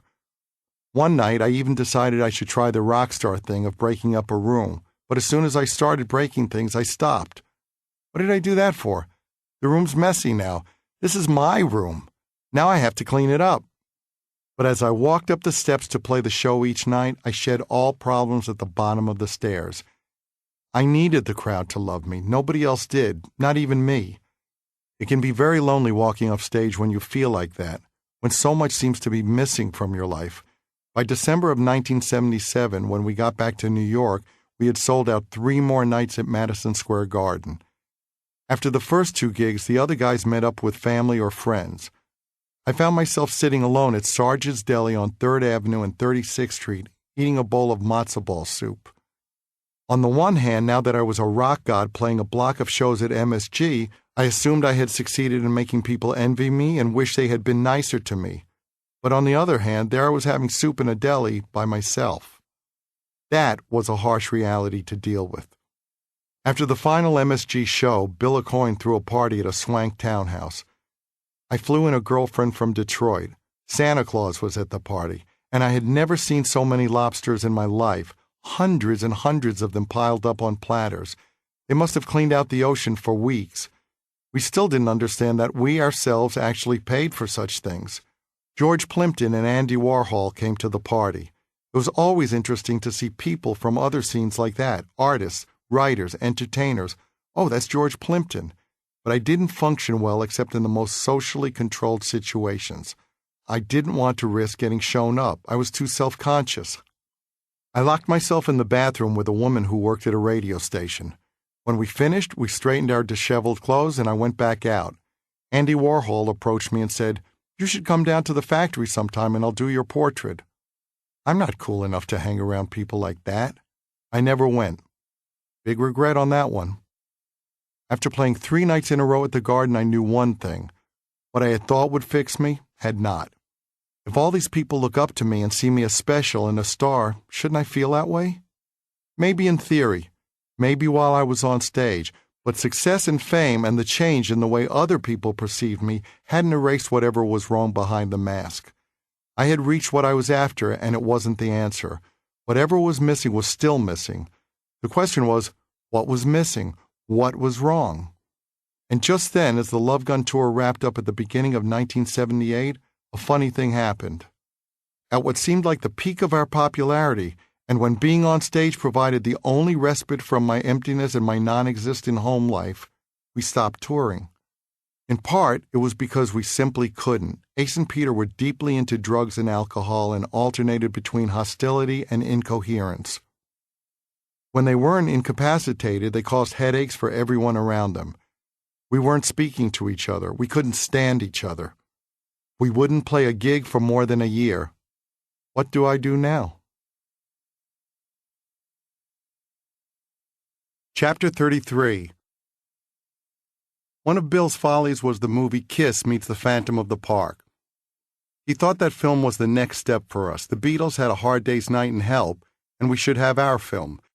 He sold it to us as A Hard Day's Night meets Star Wars, which had come out the year before.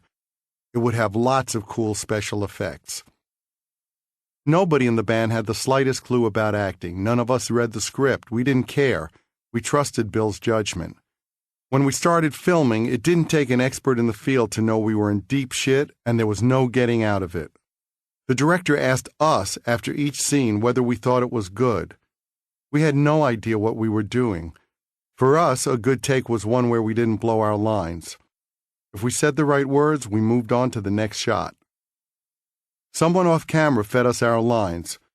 When we got ready to roll the camera, I yelled, "Line!" and someone said something like, "Gee, Ace, it's time we get going." Then I said, "Gee, Ace, it's time we get going." That's a keeper. It was horrific. It didn't remotely resemble acting. In one scene, we levitated a box using wires. We assumed the wires would be rendered invisible by special effects people. Not so. Meanwhile, the 4 of us weren't speaking unless we were delivering lines. Peter and Ace frequently left during filming.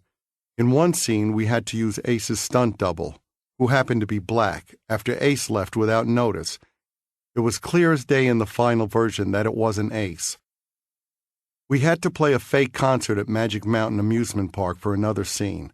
When we were on stage, I turned around and saw some random old man in cat makeup and a wig playing the drums and chewing gum. Peter had taken off and they threw this guy up there. One bright spot about the production was that we had the Westmores doing makeup for us. They were the first family of Hollywood makeup.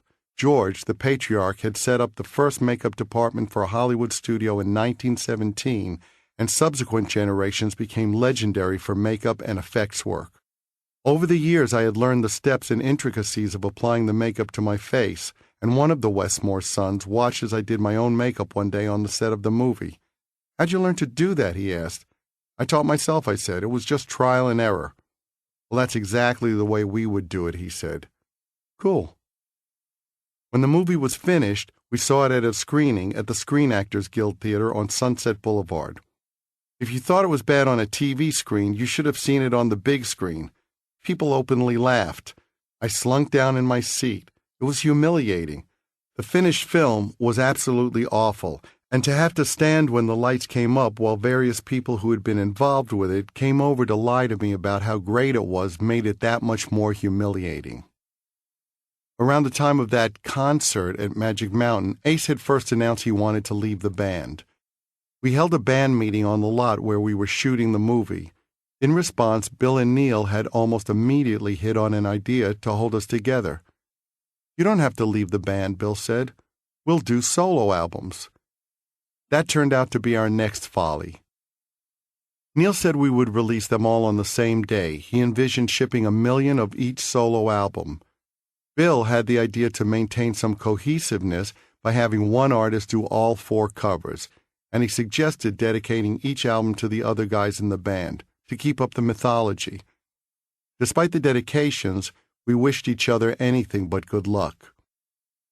So, after wrapping up Kiss Meets the Phantom of the Park, we each went off to make an album with no knowledge of what the others were doing.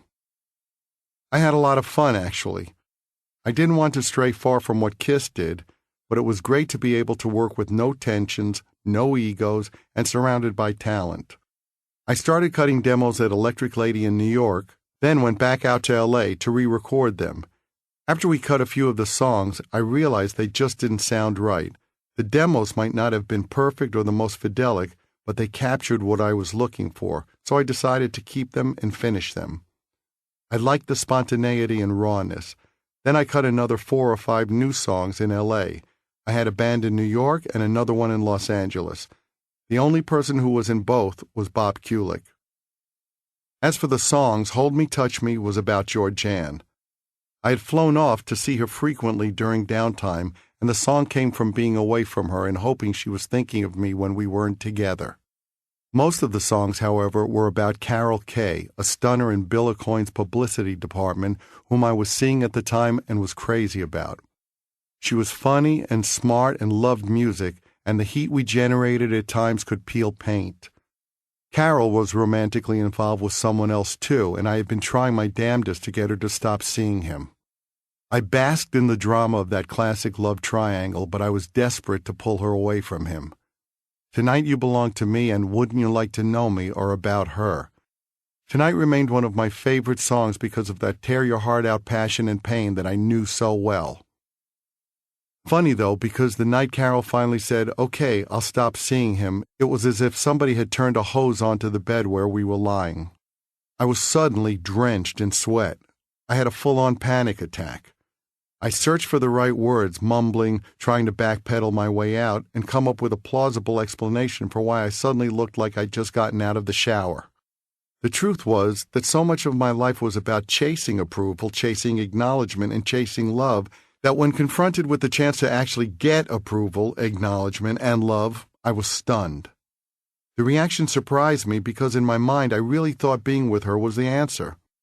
But it was safer to just chase things. I wasn't equipped for the real thing. Needless to say, she didn't stop seeing her other guy after all. I decided to mix my solo album in London at a legendary old-school studio called Trident. I wanted to fly there on the Concorde, something I'd never done.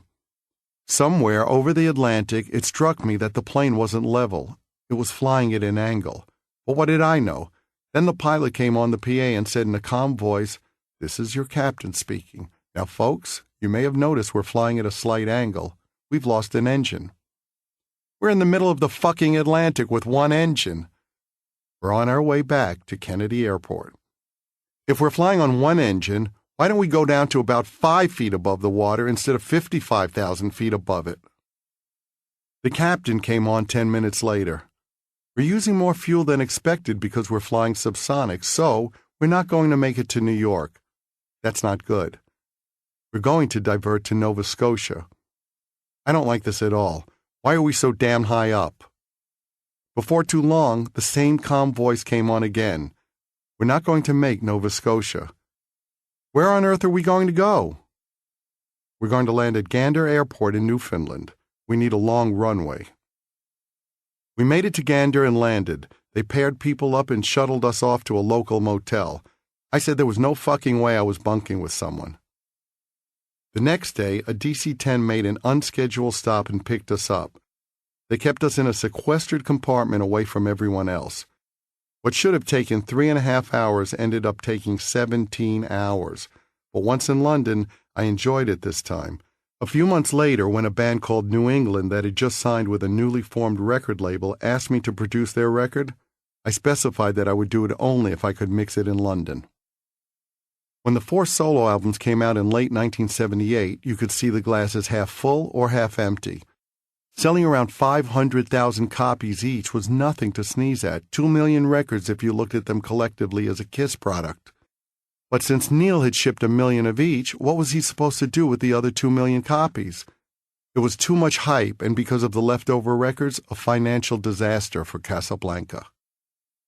The solo albums did quell the need for Ace and Peter to leave, but they represented nothing more than a Band-Aid on a gaping wound. They put off something that was inevitable. Chapter 34. Among the people I worked with on my solo LP were 3 girls and a guy called Desmond Child and Rouge who sang background vocals on Move On. Putting up flyers had become a big thing in New York by then, and I had seen one with a picture of these 3 hot girls and a guy. They had a few gigs around the city. I went to see one of their shows in a basement club that held a few hundred people. To be honest, I went because the girls looked kind of sleazy and cool in the picture on the flyer. They sounded terrific. They had a great band, and the 3 girls sang their asses off in harmony.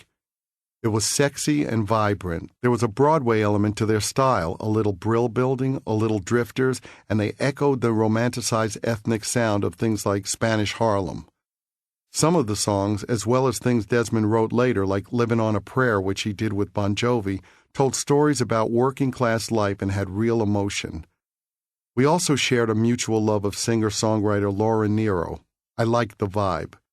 I thought it was the best thing happening in New York, and I struck up a friendship with them. When I first met Desmond in 1978, he was living with Maria, one of the backup singers. She was his girlfriend at that point. He had curly hair, kind of like Peter Frampton. There was a sexual ambiguity about all of them that I wasn't quite able to define. I remember the 4 of them being at my apartment one night and thinking, this is all kind of vague. I'm not sure where everyone in this room stands. Desmond and 2 of the 3 girls left. One stayed behind. I now had part of the answer. I had a little crush on one of the other Rouge girls, and a few months later found out in the best way possible that it was mutual. The picture became even clearer when Desmond eventually came out as gay around the time the band put out their second album in 1979. That album was clearly about the turmoil and conflict he felt over his sexuality. I saw the band at the Bottom Line again around that time, and I could see it was over. They all seemed to be fighting for position on stage. Their manager was a travel agent by day, and I remember saying to them, if you need a doctor, do you call a plumber? But it was too late. They had been mishandled, there was tension in the band, and the magic was gone. Desmond and I started writing together soon after we met. I would take my guitar to his place, and he would sing along or play a keyboard. The first song we wrote together was The Fight, and it ended up on their debut album in 1978. Then, in early 1979, we worked on another one. It started after a night I spent at Studio 54, the famous New York nightclub. I had heard all these 126 beats per minute songs and listened to the lyrics and thought, gee, I can do that. I went home and set a drum machine to 126 beats per minute and sat down and started I Was Made for Lovin' You. It's funny that some Kiss fans think the song has a sanitized connotation of disco because it was written in a musical whorehouse. Studio 54 was a den of iniquity. It was sordid to a level and degree that I wasn't completely comfortable with. It was hardcore debauchery, sexual relations between everybody and anybody, and drugs everywhere. It was beyond me, but I loved going there to dance. Nobody at Studio 54 wore a white suit and danced like John Travolta. I could go down there in jeans and a t-shirt and dance. Sometimes I'd go there on a Saturday night and not leave until the next morning. I'd buy the Sunday New York Times and read the paper in bed after one last dance with a woman I took home. The music at Studio 54 was all about living in the moment, about having a great time, and so my song began like that too. Tonight, I'm going to give it all to you. Desmond helped with the verses of the song, and eventually, when we went back into the studio to work on another Kiss album, Dynasty, the producer of that album, Vinnie Poncia, helped with the chorus. Bill Aucoin brought in Vinnie, who had produced Peter's solo album, to appease Peter. By this point, we were stuck in an ongoing yo-yoing process with Ace and Peter. Are they in or out? Can we keep this going? Bill and Sean Delaney's relationship was fraying at the same time. Sean was sent off to work on a few of Bill's other bands, and then he just disappeared. We basically never saw him again once he and Bill split up. So Bill needed Vinny to be the peacemaker. We found out later that anyone hired to work with us at this time got briefed by Bill about what you could and couldn't say to each guy. He made sure we were insulated in this artificial world where nobody ruffled our feathers. People were told what we each liked, what offended each of us, what we each needed to hear. People were paid to tell us what we wanted to hear, and it was hard to make a distinction between motive and heartfelt opinion. We were in an Elvis bubble. People literally held open doors for us. Someone opened the door at the studio, and there was always a catered meal. Bill knew us inside and out. He knew how to placate each one of us and keep us happy. That is a manager's job, particularly when confronted with 4 people as volatile and combustible as we were at the time. But those people were enablers too. Nobody wanted the gravy train to stop. To Vinny's credit, though, he didn't want Peter to play on Dynasty despite their relationship. For Peter, Vinny was a buddy. But for Vinny, this was a job, and Peter was no longer capable of playing what was asked for and needed. So Vinny brought in Anton Fig to play the drums. Anton had been in an Aucoin-managed band called Spider and had played on Ace's solo LP. He later went on to play in David Letterman's house band. We worked out a deal. Anton was paid well, but we weren't paying for secrecy.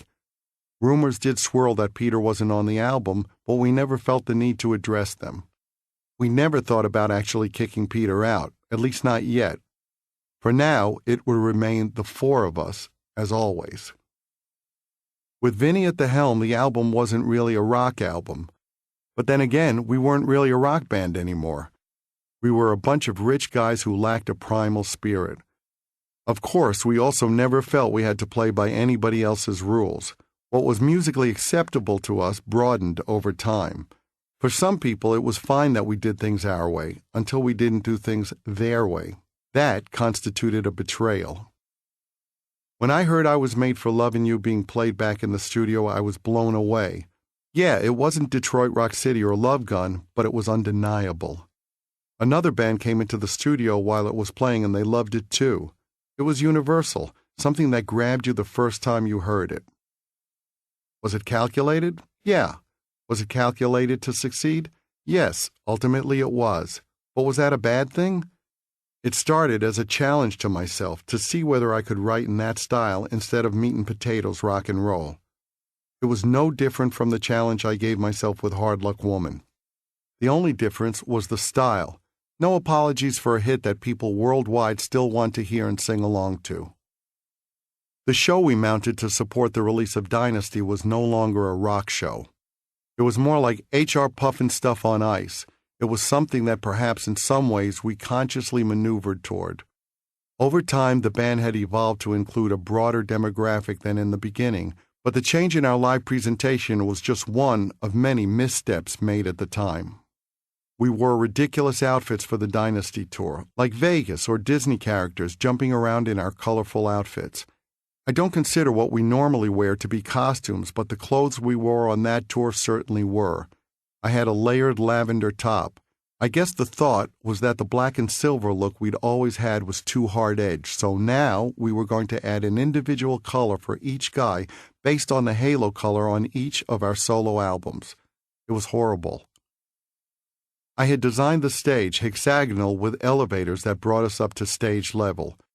We paid a fortune for a laser curtain to ring the whole stage.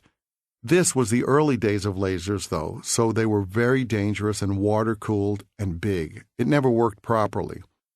We spent years in court trying to get our money back for that laser curtain. We also had 2 complete stages built in anticipation of the need to leapfrog to alternating cities. We could add dates in one city while another crew erected the second stage at our next destination, allowing us to satisfy ticket demand in one place and then play the next place without an off date to tear down and rebuild the stage. Without Sean around, Bill brought in a choreographer named Kenny Ortega to try to tinker with the show. Kenny went on to work on stage shows for Michael Jackson and Cher, movies like Dirty Dancing, Ferris Bueller's Day Off, and High School Musical, and the music video that some blame for killing Billy Squier's career, Rock Me Tonight. Bill also brought in a guy named Joe Gannon to work as a stage manager and direct our show like a Broadway musical. Perhaps not surprisingly, the tour was in trouble from the start. It wasn't a good omen when our first show was canceled. We figured we would be doing multiple nights in most markets, but for the most part, that didn't happen. We had already had a few 2- and 3-night stands on our last tour in 1977, so what was next? More nights, obviously. Nope. Fewer. The bottom got pulled right out from under us. It was shocking and scary to see that instead of getting bigger, we were getting smaller, as it seemed people were having second thoughts about coming to see us. Why aren't they coming? We had sanitized ourselves and were well on our way to extinguishing the fire that had propelled us so far. We stayed at a hotel opposite the Forum in L.A. when we played there, and I looked out the window and broke out in a cold sweat because I saw so many kids and families standing in line, which at that time could only backfire on us. The line could just as easily have been for the circus. There was an upside, though. I saw a lot of apparently single moms with their kids in tow. I could tell somebody, blonde mom in row 3, have her and Junior come backstage after the show, and then send Junior off for a tour of the stage. But it was all wrong. Peter was completely unmanageable. Whatever we did was never right. If we let him sleep late on a day off, he would get angry and say he wanted to travel on the off day. If we traveled on an off day, he would say he wanted to sleep. If he said it was too hot backstage, we turned up the air conditioning. Then he complained it was too cold. One time he punched a mirror and got a serious deep cut on his hand that needed microsurgery and stitches. It wasn't unusual for Peter to throw his drumsticks at me or Gene or Ace if we stepped in front of his drum riser. Never mind that he was up on a drum riser, meaning we didn't block the audience's view of Peter even if we did pass in front of his kit. If he wants to be at the front of the stage, he should learn to play the damn guitar. But then one night, near the end of the tour, in December 1979, Peter had been binging on drugs and playing particularly erratically. When I turned around during one song and let him know his tempo was too frantic, his reaction was to start slowing songs down and then speeding them up again, apparently out of spite. That crossed the line. It's one thing to sabotage things offstage, and God knows he'd done plenty of that, but this was different. This was in front of fans, people who had paid to see us. Immediately after the show, Gene, Ace, and I spoke about it. We were all stunned by the betrayal. The unspoken rule had always been that you left your shit in the dressing room. No matter what was going on, when we went on stage, we were a band. The stage was sacred. Peter's purposeful sabotaging of the show was the ultimate treachery. We decided we wanted Peter gone. Ace can say whatever he wants now, but he voted to fire Peter without any prodding or strong-arming. It's a tribute to Ace that he did.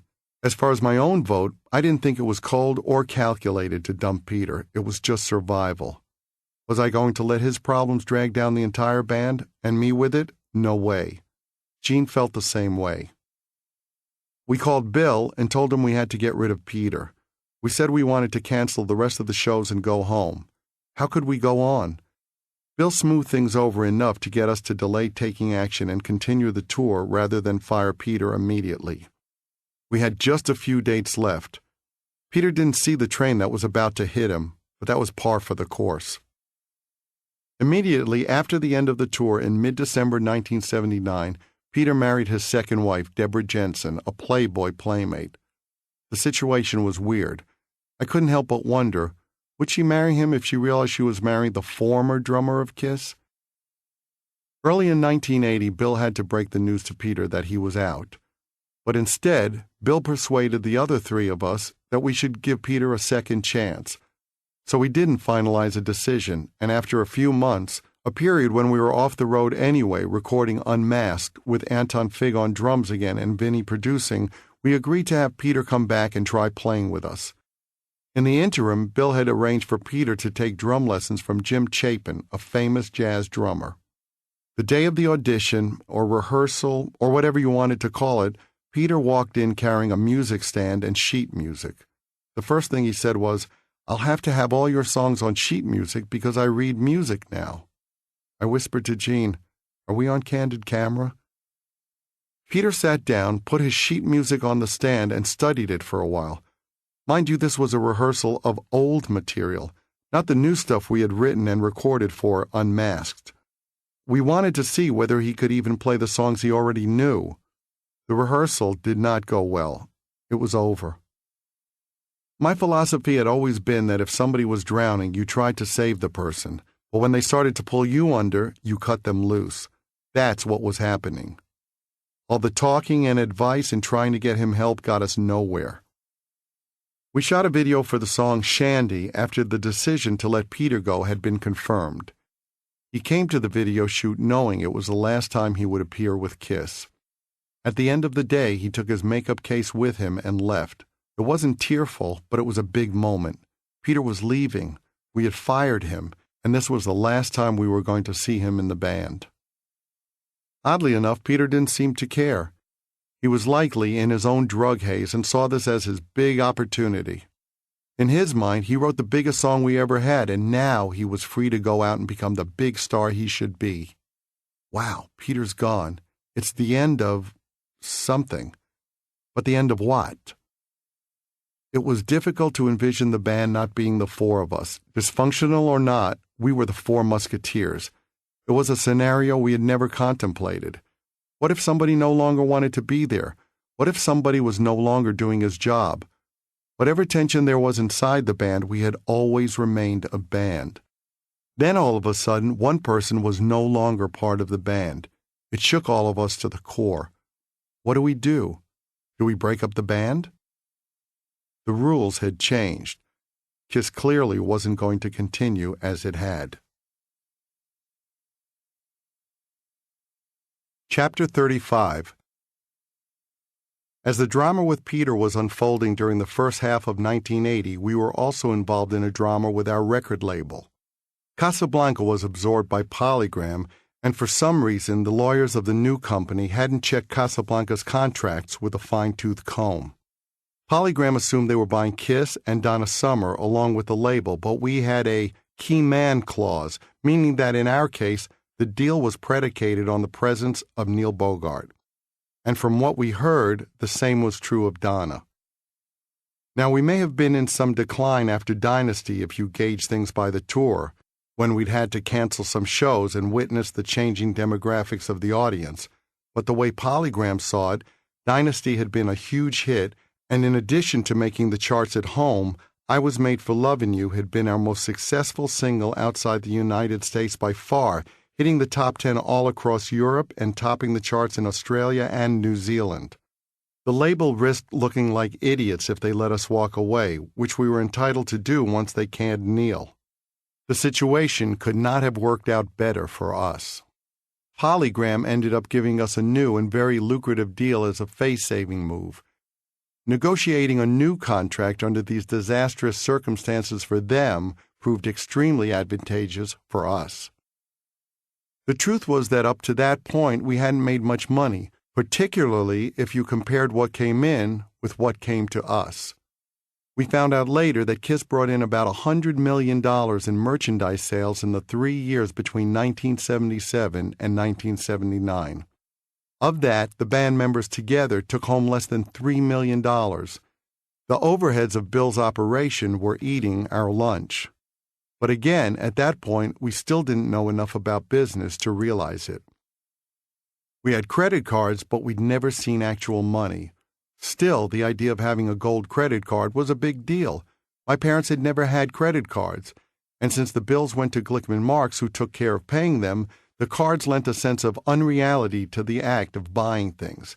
I had a little magical piece of plastic that allowed me to take things out of stores. Now that we suddenly had a chunk of money from the new record deal, I decided I wanted to buy an apartment instead of continuing to rent. You didn't get anything out of renting, you didn't build equity, so in a case like mine, it was pointless. At first, I wanted to look at places overlooking Central Park along Fifth Avenue. When I explained this to a real estate agent, she said to me, "I can take you to the places you want to see, or I can take you to the places that will let you in." "What do you mean?" I asked. She started talking about nouveau riche and about being an entertainer. She paused. Then she said the buildings along the park were owned by blue bloods and old money. She might as well have said, "You're a Jew," which I would learn was indeed unspoken grounds for being rejected by many of the prime buildings I was interested in. My agent had been through this before and knew the situation all too well. "You mean I can't live where I want?" She explained the system of co-op boards. In New York City, most buildings were jointly owned by all the inhabitants, and a board created by the joint owners had to approve any new buyer. It was different from condos where you just bought the unit from the previous owner. Co-op boards could and did block applications to buy from people they didn't want in the building. Jews and blacks were often those people. Eventually, I settled on a place on 80th Street and Madison Avenue, 1 block from Central Park and the Metropolitan Museum of Art. I finally owned my own shelter, my home, my sanctuary, my refuge. It felt very different from renting. The apartment was a duplex with 3 terraces. I had a music room, and on one wall I had tall glass front built-in cabinets installed where I suspended and backlit all my collector's guitars, like a cross between the Batcave and a museum installation. The bathroom had a tub as big and deep as a small pool. One day I was paging through Penthouse magazine, and I liked the look of the woman on the cover. I called Bill O'Coin's secretary and said, "Find her." A few days later, she was in that massive tub with me. Cliché or not, there we were with a bottle of Dom Perignon. Not long after, my mom asked me whether I was seeing anyone special. I smiled and told her to pick up the most recent Penthouse. Needless to say, she was speechless at some of the very revealing shots. I have to say I loved her bewilderment at the debauched road I had taken. Over time, my mom grew accustomed to the shocks of my lifestyle and began to view it all with a resigned sense of humor. My bedroom was amazing, too. When you walked in, you saw a black lacquered chest of drawers, and stretching from that all the way to the ceiling was plate glass etched with branches and birds lit from below. It was a room divider. My bed was on the other side of the glass, and above my bed was a huge mirror that kind of flowed out of the etched glass. I spent a lot of time looking up at that ceiling mirror and remarking how great life was. When I saw myself lying next to a beautiful woman, I thought, "Hey, that's me! That's me in bed with that gorgeous woman." One night I was lying in bed with the woman from Penthouse, watching a documentary on TV about the 1970 Kent State shootings during a campus demonstration against the Vietnam War. She started getting kind of frisky, and I pushed her away. "Hang on," I said. "What?" she said. "This is important," I said. "That really happened?" she said. Since I was choosing the women I spent time with based on a single criterion, their looks, I had to expect them to act within the boundaries of who they were. And the fleeting sense of fulfillment I felt looking up at that ceiling did make it easier to be at home rather than on the road. For a time, at least. I started seeing a lot of women around town. At one point, I was seeing 2 different chorus girls from the show Sugar Babies, a Broadway musical starring Mickey Rooney. I took my father to the show one time, and we went backstage to meet one of the girls. She was nearly 6 feet tall, exotic, and ravishing. As we walked out, I said to my dad, "She's really hot, isn't she?" "She seems like a nice girl," he said. "She's not a nice girl," I said. "She's just hot." For him, sex appeal and sexuality had to be tempered, sanitized, and neutered. I had found a different point of view and wanted him to know that I reveled in the raw honesty. I had come to grips with the fact that sometimes there was nothing more to it. This woman wasn't nice. She was just very hot. And that was plenty. One morning, a woman called me, and after we talked for a few minutes, I said, "That was a really great time last night." And she said, "Yeah? Who do you think this is?" Oops. Another time, I went to pick up a former Playboy playmate at a new apartment she'd moved into. When I rang the doorbell, a different woman I'd been seeing answered the door. They had moved in together and decided not to tell me. They thought it was hilarious. Believe me, if you saw these 2, I was lucky to be the brunt of the joke. I was seeing quite a few women at the same time and went through a period of sending women flowers when I was screwing someone else. If I spent the night with one woman, I'd send flowers to another. It wasn't insincere exactly because I wasn't making any pretense of being exclusive with any of them, but I wanted them all. I was living a triple life. There was the star child, there was me without the makeup, the perceived me, that is, and then there was the real me who, despite fame and adulation, still felt insecure. There was a reason I spent most of my time in my apartment, sometimes with women, often alone. Some people took me for snobby or aloof, but the truth was I was still shy and insecure. It wasn't that I didn't want to talk to people and make friends, it was that I couldn't. I still had just one ear and was deaf on one side. I still shrank back in social situations. I didn't know what was going to happen with my band, which was the only support structure I knew. Now what? The neighborhood around my new apartment had quite a few shops and galleries specializing in Art Nouveau antiques. I had liked colorful Tiffany glass lamps since I was a kid. My parents used to buy old furniture at junk shops and refinish it. Some of it they kept, some of it they sold. And over our dining room table at home hung a glass lamp. It was just an ice cream parlor lamp, but people called any colored glass lamps Tiffany lamps back then. When I moved up near the Metropolitan, I spent time enjoying the museum's collection of real Tiffany glass. One day as I walked past the Macklowe Gallery in my neighborhood, a Tiffany lamp in the window made me stop in my tracks. I still didn't have any furniture in my place beyond the bed and my vintage guitars hanging in the glass-fronted cases lining the wall of the music room. But I went into the gallery to see the lamp up close. The price tag said $70,000. I bought it on the spot and carried it the 2 blocks home. When I got home, I put it down in the middle of the empty living room on the wall-to-wall carpeting and plugged it in. I lay down on the floor and stared at it for hours as the sun set and the stained glass glowed brighter in the gathering darkness. Here I was in my own place with this beautiful lamp. Life is grand. I became intoxicated by the idea that I could buy whatever I wanted. Maybe buying fancy things can make me happy. I would stroll Madison Avenue, see a pair of shoes in a shop window and ask, "How many colors do they come in? Just give me all of them." I was draping the scared little boy inside me in another image, projecting a big persona with a shell of fine clothes. Once I wanted to go into a jewelry store that had Rolex watches displayed in the window. At first, they wouldn't buzz me in the locked door. Then, after they finally did, they were rude and condescending. After looking around for a little while, I pointed to a watch and asked, "How much is this one?" $20,000, said the salesman, looking down his nose at me. I pulled out my wallet. By this time, we had that kind of cash in our personal accounts and counted out that much in front of him. Then I said, "Guess what? I'm not buying it. You shouldn't treat people like that." Chapter 36. Unmasked tanked in the States, and we spent most of 1980 inactive. We didn't have a drummer anyway. The single Shandy was a hit abroad, however, and we booked a tour of Europe and Australia for the fall. But before we could play live, we needed a drummer. Auditioning people was very strange. We didn't want big-name drummers. We wanted somebody to come out of nowhere. It wouldn't have made sense to have Anton Fig or some other known commodity dress up as a black and silver giraffe or whatever. Bill placed a cryptic ad in some music magazines, and we also spread the word. Bill started to get tapes and photos and bios and lots of phone calls.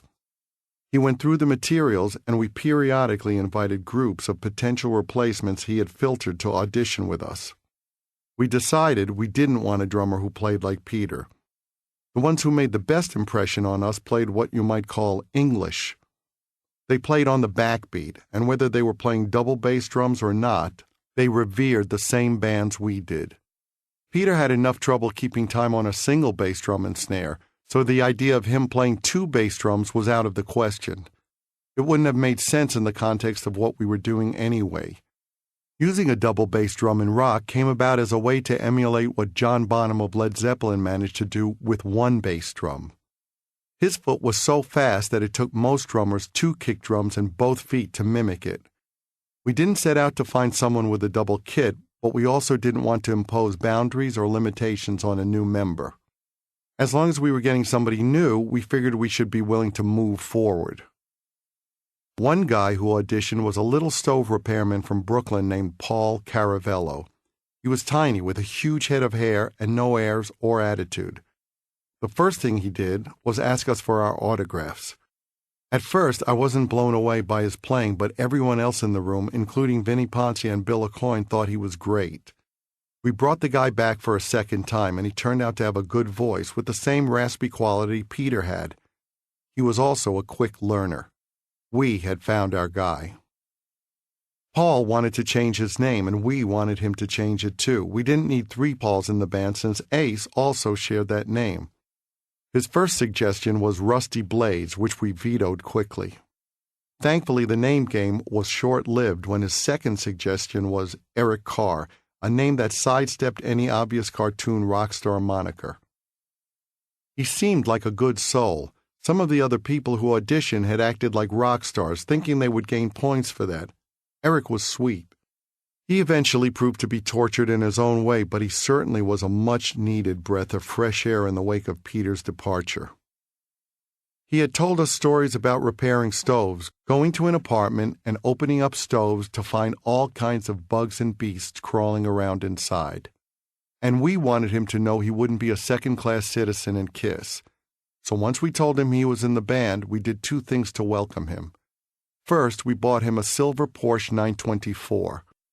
I somehow became the guy who was supposed to watch over him and groom him, teach him. He approached me after he got the car. "Can I have it painted camouflage?" "Absolutely not," I said. I didn't think he should take a sleek imported sports car and turn it into a circus mobile. Then I took him shopping at a place called the French Jeans Store. They sold, surprise, French jeans. I helped him pick out a new wardrobe. He'd need it since we were leaving for a European tour soon. It took some time to figure out a character for Eric. Heaven forbid we put him in a character people already knew. That seemed too obvious to us, and maybe sacrilegious. Originally, he was going to be the Hawk. We had a costume built with a protruding chest and feathers all over it. He painted a beak on his nose, but he looked like the mascot for a high school football team. All that was missing were the big foam chicken feet. It was horrible. Fortunately, he came up with the idea of the fox. He wore the same size boots as Peter, so we used existing boots and had the platforms built up even more. The boots ended up being like stilts, and he still looked tiny next to us. Eric got thrown in at the deep end of the pool. We had become comfortable dealing with the world we operated in. Basic stuff, like handling women's sexual advances and the media, or acting properly in a restaurant. Eric had to learn on the fly. The second night of the tour, on August 31st, 1980, in Genoa, Italy, we heard a commotion outside the locker room that was serving as our dressing room at the sports arena where we were playing. Then we started to hear people chanting, "Kiss fascista! Kiss fascista!" Security started screaming, "Lock the doors!" Baseball bats started pounding on the door and smashing things outside. They wanted to kill us. It was bad enough that we were going to get killed for playing music, but worse still that I was apparently going to die in platform boots and makeup. We consciously avoided espousing any political views, and yet, to them, we represented all the evils of American capitalism. That was the first tour where people asked us about politics. Europeans' way of thinking seemed more tied into politics and world events. Gene took any opportunity to be seen or heard. His Achilles' heel is his need for attention, regardless of the source of the attention. I had no intention of making political statements. At the end of the day, Love Gun wasn't about guns. I was just singing about my dick. We had fun messing with Eric on that tour. It was like having a little brother around. One nickname we came up with for him was Bud Carr Rooney, because we joked that he looked like the love child of Buddy Hackett and Mickey Rooney. The first night we were in Paris, Eric wore a brand new white suit to dinner, his first. Not 10 minutes into the night, he spilled a huge glass of red wine all over it. At times like that, he would close his eyes and mutter, "What a schmuck." He sent that suit to the cleaner so many times, hoping against hope the stain would come out, that when it finally came back white, the sleeves fell off when he put the jacket on. He was impressed that we could get by on a little pidgin version of the local language on that first tour across Europe. In Paris, he decided he wanted to try. How do you ask for butter in French? Well, I said, s'il vous plaît is please, and what you want is fapouge. The French word for butter is beurre. I made up the word fapouge. The waitress came over to our table and Eric said, fapouge, s'il vous plaît. She looked at him and said, fapouge? He did this thing we used to call the Ronald Reagan, where his head would start to shake from side to side when he got nervous. He did that now. Fapouge, he repeated with his head shaking. Another night, he really liked the food we'd had, which had come on a sizzling hot plate. Eric was still like Oliver Twist in those days. Please, sir, may I have some more? The waiter brought another searing hot plate, carrying it with tongs, and Eric reached up and grabbed it with his bare hands. You could hear the tss sound as it singed his fingers. He just closed his eyes and said, "What a schmuck." Another night in France, a guy at a nightclub started hitting on Eric, making him uncomfortable. He went over to Ace and said, "That guy over there is trying to come on to me." Ace, in his inimitable logic, said, "Let's make out so he thinks we're together. Then he'll leave you alone." And the kissing began. Armed military personnel guarded the airports in some parts of Europe back then. One time, at an airport where security had AK-47s, Eric got pulled aside. He was wearing a camouflage jumpsuit and bullet belts. They took him through a door and out of our sight, but he was back surprisingly quickly. "What happened?" we asked. "I told them I'm a musician," he said, "so they took me to another room and had me play a piano. Once he played a little piano, they let him go." Though Eric was 2 years older than me, he seemed like a kid. His life experience had been limited and he was naive and gullible. One night in England, he took a female journalist to his room from the hotel bar where we were all hanging out. The next day, we asked him what happened. "Well, we talked, and then she wanted to take some pictures of me without my clothes on," he said. "What?" I said. "She said she wouldn't print them." "Are you crazy?" "Oh shit, did I do something wrong?" "You let her take pictures." "But she said they were just for herself." Sure enough, when the next week's issue of the Journalist magazine came out, there was Eric looking like an idiot, naked in the bathtub with his huge head of hair and a glass of champagne. He closed his eyes. What a schmuck. Chapter 37. The atmosphere in the band was much better without Peter's constant negativity to contend with.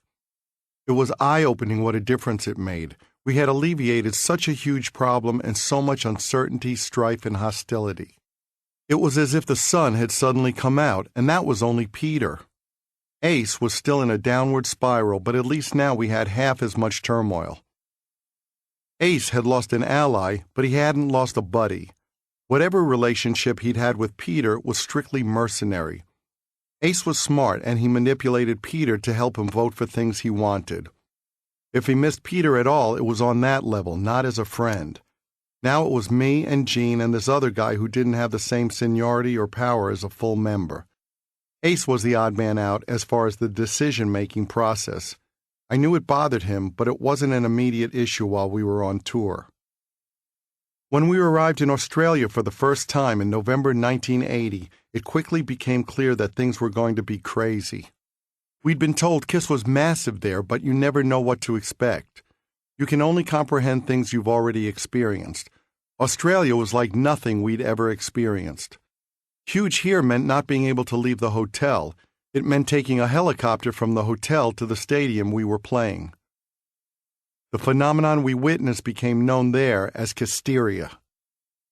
We had an entire floor of the hotel with one suite devoted to our own Australian public relations staff.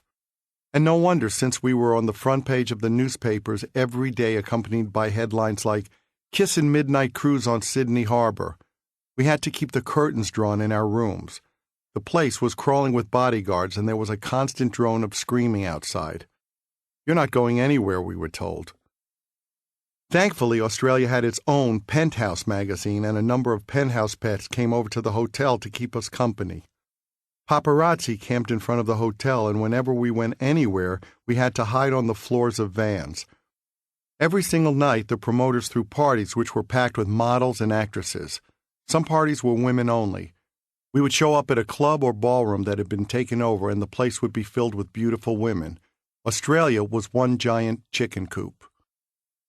Eric, however, would often leave the parties and go out and befriend some waif he met on the street. He identified with the fans. Maybe he felt more like them than like one of us at that point. He sometimes brought girls to his room who had been camping outside trying to catch a glimpse of the band. For his comfort, he chose women like that over models and penthouse pets. Issues shape personalities. The first hints of Eric's trouble started to come out, too. One day, he rented a car and driver to spend a day in the countryside with a girl he'd met. He was so nervous, he told us, that he got awful gas and had to stop the car every 10 minutes to go to the bathroom. He was depressed afterwards about what an idiot he felt like.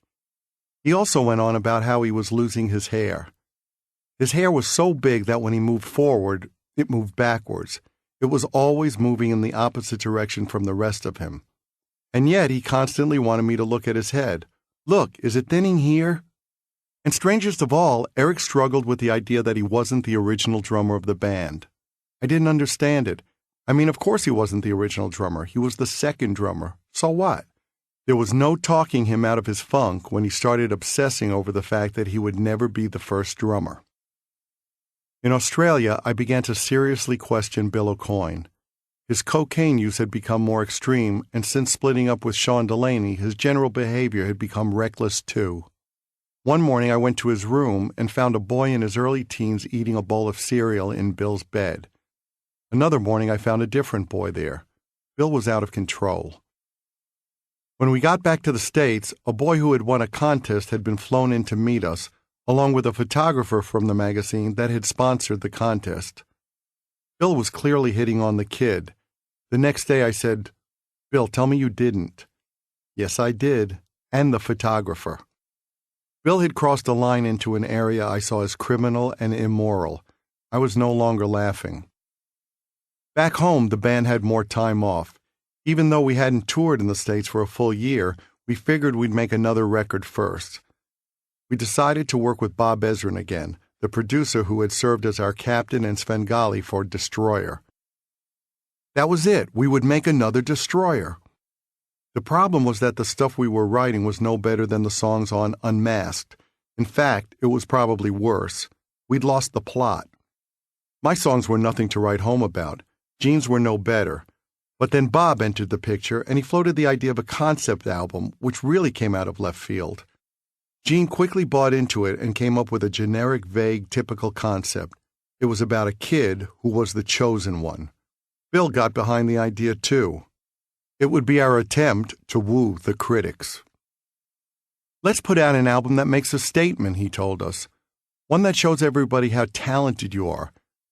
Trying to show people how talented and bright you are is the best way to make an idiot of yourself, and we ended up doing that with flying colors." Looking back, we wanted peer acceptance and critical approval and lost sight of the fact that none of that had mattered to us in the beginning. The people who so vehemently disliked us were more tied up in their own issues than in what kind of music we were making. The fact that the dislike and distaste was so pronounced, almost obsessive, throughout our career should have been a clue that it had little to do with us. If people wanted to waste their time wringing their hands over how much they hated my band, that was pathetic. What may have been more pathetic was that we tried to overcome it by pandering to those people. But we were clueless and decided to try to elevate ourselves, to separate ourselves from where we had started. We assured ourselves that we would impress a lot of people. Finally, we would make an album that garnered critical acclaim, our masterpiece. Gene, Eric, and I moved to Toronto in March 1981 to work on the album. Bob wanted to do it on his home turf. We didn't know at first, but his drug habit was now dictating his choice of location. Ace didn't even travel to Toronto. It's all well and good for him to say in retrospect that he didn't like the musical direction the band was taking, but the fact is that even if we had been doing exactly what he wanted to do musically, he was too wasted to play. He didn't need an excuse to drink. He was a drunk. He was bombed all the time. As work trudged on, Bob's substance problems became so acute he didn't show up either. I had always been aware that Bob had a drug problem, but he had managed it in the past. Now his 24/7 cocaine use had taken on epic proportions. The captain abandoned ship. He was supposed to serve as the visionary behind the concept, and all we were getting were notes sent to the studio by messenger after Bob listened to cassettes we sent to his home. Eventually, we got so far behind in the production that Gina and I started working simultaneously in 2 separate studios, both of us sending tapes to Bob and getting back notes, doing the whole thing piecemeal.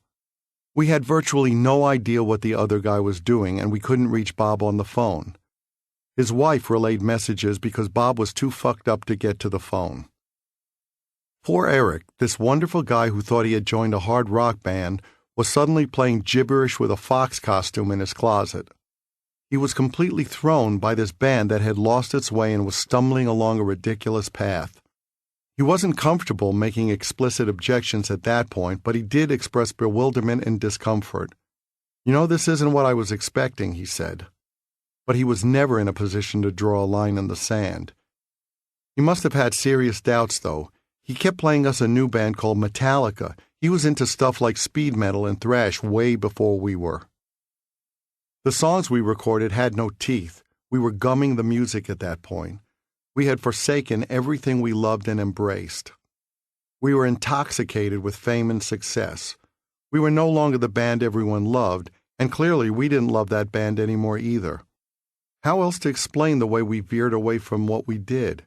For a band like ours to be doing something like Music from the Elder truly reeked of the little Stonehenge coming down on the stage during This Is Spinal Tap. If only we had realized. For the cover, we intended to use my hand instead of a model's hand. But the day before the photo shoot, I slammed my finger in a window and had a purple nail that had to be retouched. This should have been an omen. When we were finally finished in September, we went back to New York. If I played the tape for anyone at my apartment, I insisted on silence, as if I was exposing them to brilliance and they had to sit through the entire thing straight through. We also had a listening party for the record company with the same insistence that they listen to it in a manner befitting its artistic merit. The reaction at the end of the listening session was like the audience when they heard Springtime for Hitler from the producers. Mouths wide open. I already knew somehow that it wasn't because the sheer greatness of the album had taken their breath away. The record label hated the album. It was originally sequenced in a way that vaguely told a story.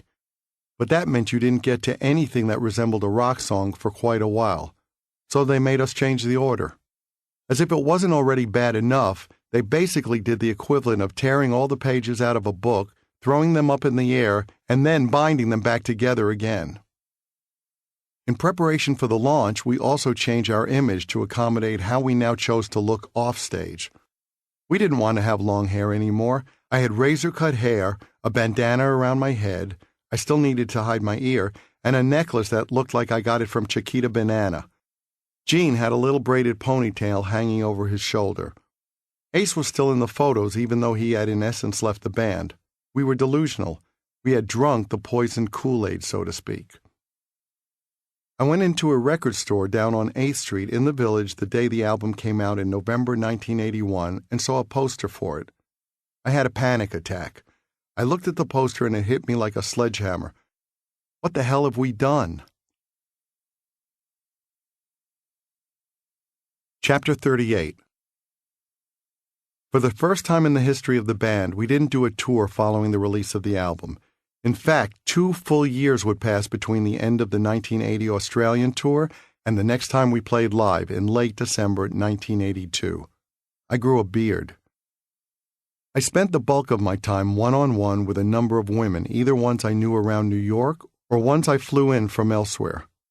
I didn't attend big social events. I just laid low in a series of relationships with multiple women. A swimsuit model I was seeing at the time said to me, "You'll never be happy because you're so tough on people and so judgmental." She was right. At the time, I didn't realize just how right. That was how I functioned, how I controlled the world around me. Everything had its place. I controlled my environment, but I didn't really live in it. Now, I'm not crying in my beer because hanging around with beautiful women was like spending my days and nights at Disneyland, no matter what my motivation was. And it certainly beat the alternative way people dealt with similar feelings of emptiness, like filling it with drugs, surrounding themselves with people who constantly told them how great they were, or winding up blue on the bathroom floor.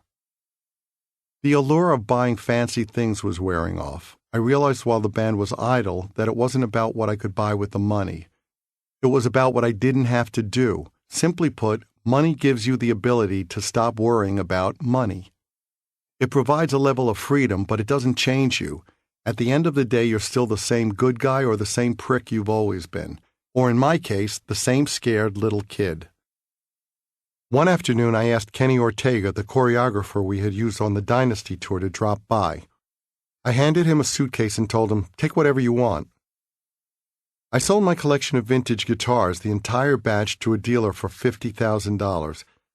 They no longer meant anything to me. Luckily, my life turned out all right, and the decision doesn't haunt me, because that collection is worth about $2.5 million today. The racks of clothing and other possessions had become oppressive. Whatever I thought they were satiating, they were not. Ultimately, the stuff became not just clutter, but a looming reminder of my inability to make things right. But I needed to try something else to address the fundamental unease inside me. Then, during a visit to my therapist, Dr. Hilson, he said, "I found a guy for you." "What do you mean?" "I found somebody who I think can do reconstructive surgery on your ear." He had read an article about a Dr. Frederick Ruckert and then tracked him down.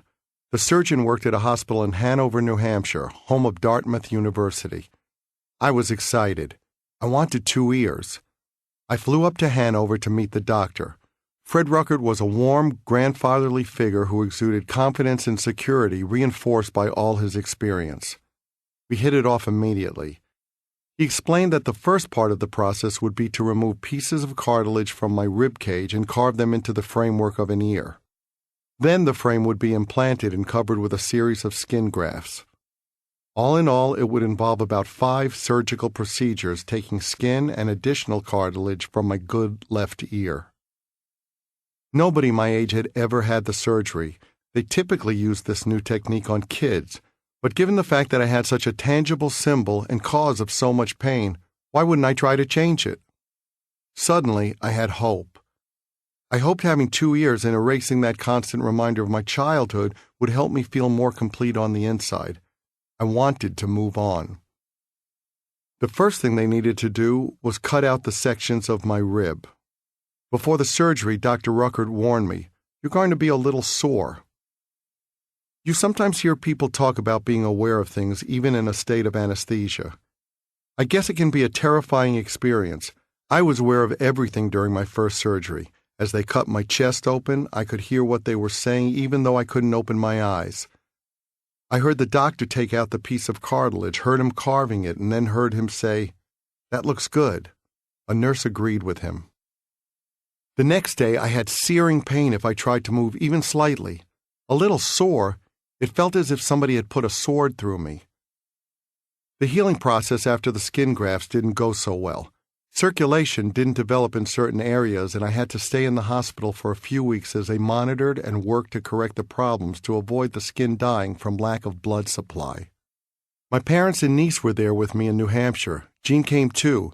He was going through a period of being very afraid to fly, so I gave him a lot of credit for visiting and really appreciated it. After the first procedure, although it wasn't standard, I opted for a local anesthetic for the rest of the surgeries. So after each subsequent revision surgery, I could walk from the hospital to the Hanover Inn, a cozy old hotel right on the green in the middle of town. I took painkillers and watched TV and slept. It was all part of something very personal, so being alone felt good to me. I enjoyed doing it on my own, and anyway, I didn't know any other way to do it. There was nobody I would have felt comfortable asking, "Will you go with me?" By the time I left Hanover and went back to New York, I was still in bandages and dressings that needed to be changed daily. Normally, a doctor would handle that, but I ended up doing it myself, and I actually enjoyed it because it gave me a sense of participating in the process. It was hard to look at, but it connected me that much more to my own development and, I hoped, improvement. I was also sleeping with protective plastic over my ear that was held in place by a thick leather head and chin strap. I had to wear it for months after each surgery. I always tried to express to Dr. Ruckert the life-changing role he was playing for me. It seemed to catch him off guard when I brought it up. He told me that for the most part he heard from patients only when things didn't go well. He was a humble man who helped countless children avoid the experience and turmoil and endlessly compounded problems I faced as a kid. He helped give me a new lease on life. I gave him a Rolex watch when he retired. I could never figure out a way to truly show him how much he meant to me. Finally healed, I cut my hair short and started hanging out in an Upper West Side watering hole called Cafe Central. I decided to take a break from spending time in music circles. Cafe Central was more of an actor's hangout, a bar with tables, and people spent entire nights table hopping. Regulars included Christopher Reeves, Peter Weller, Raul Julia, and Al Pacino, and Bruce Willis was a bartender for a time.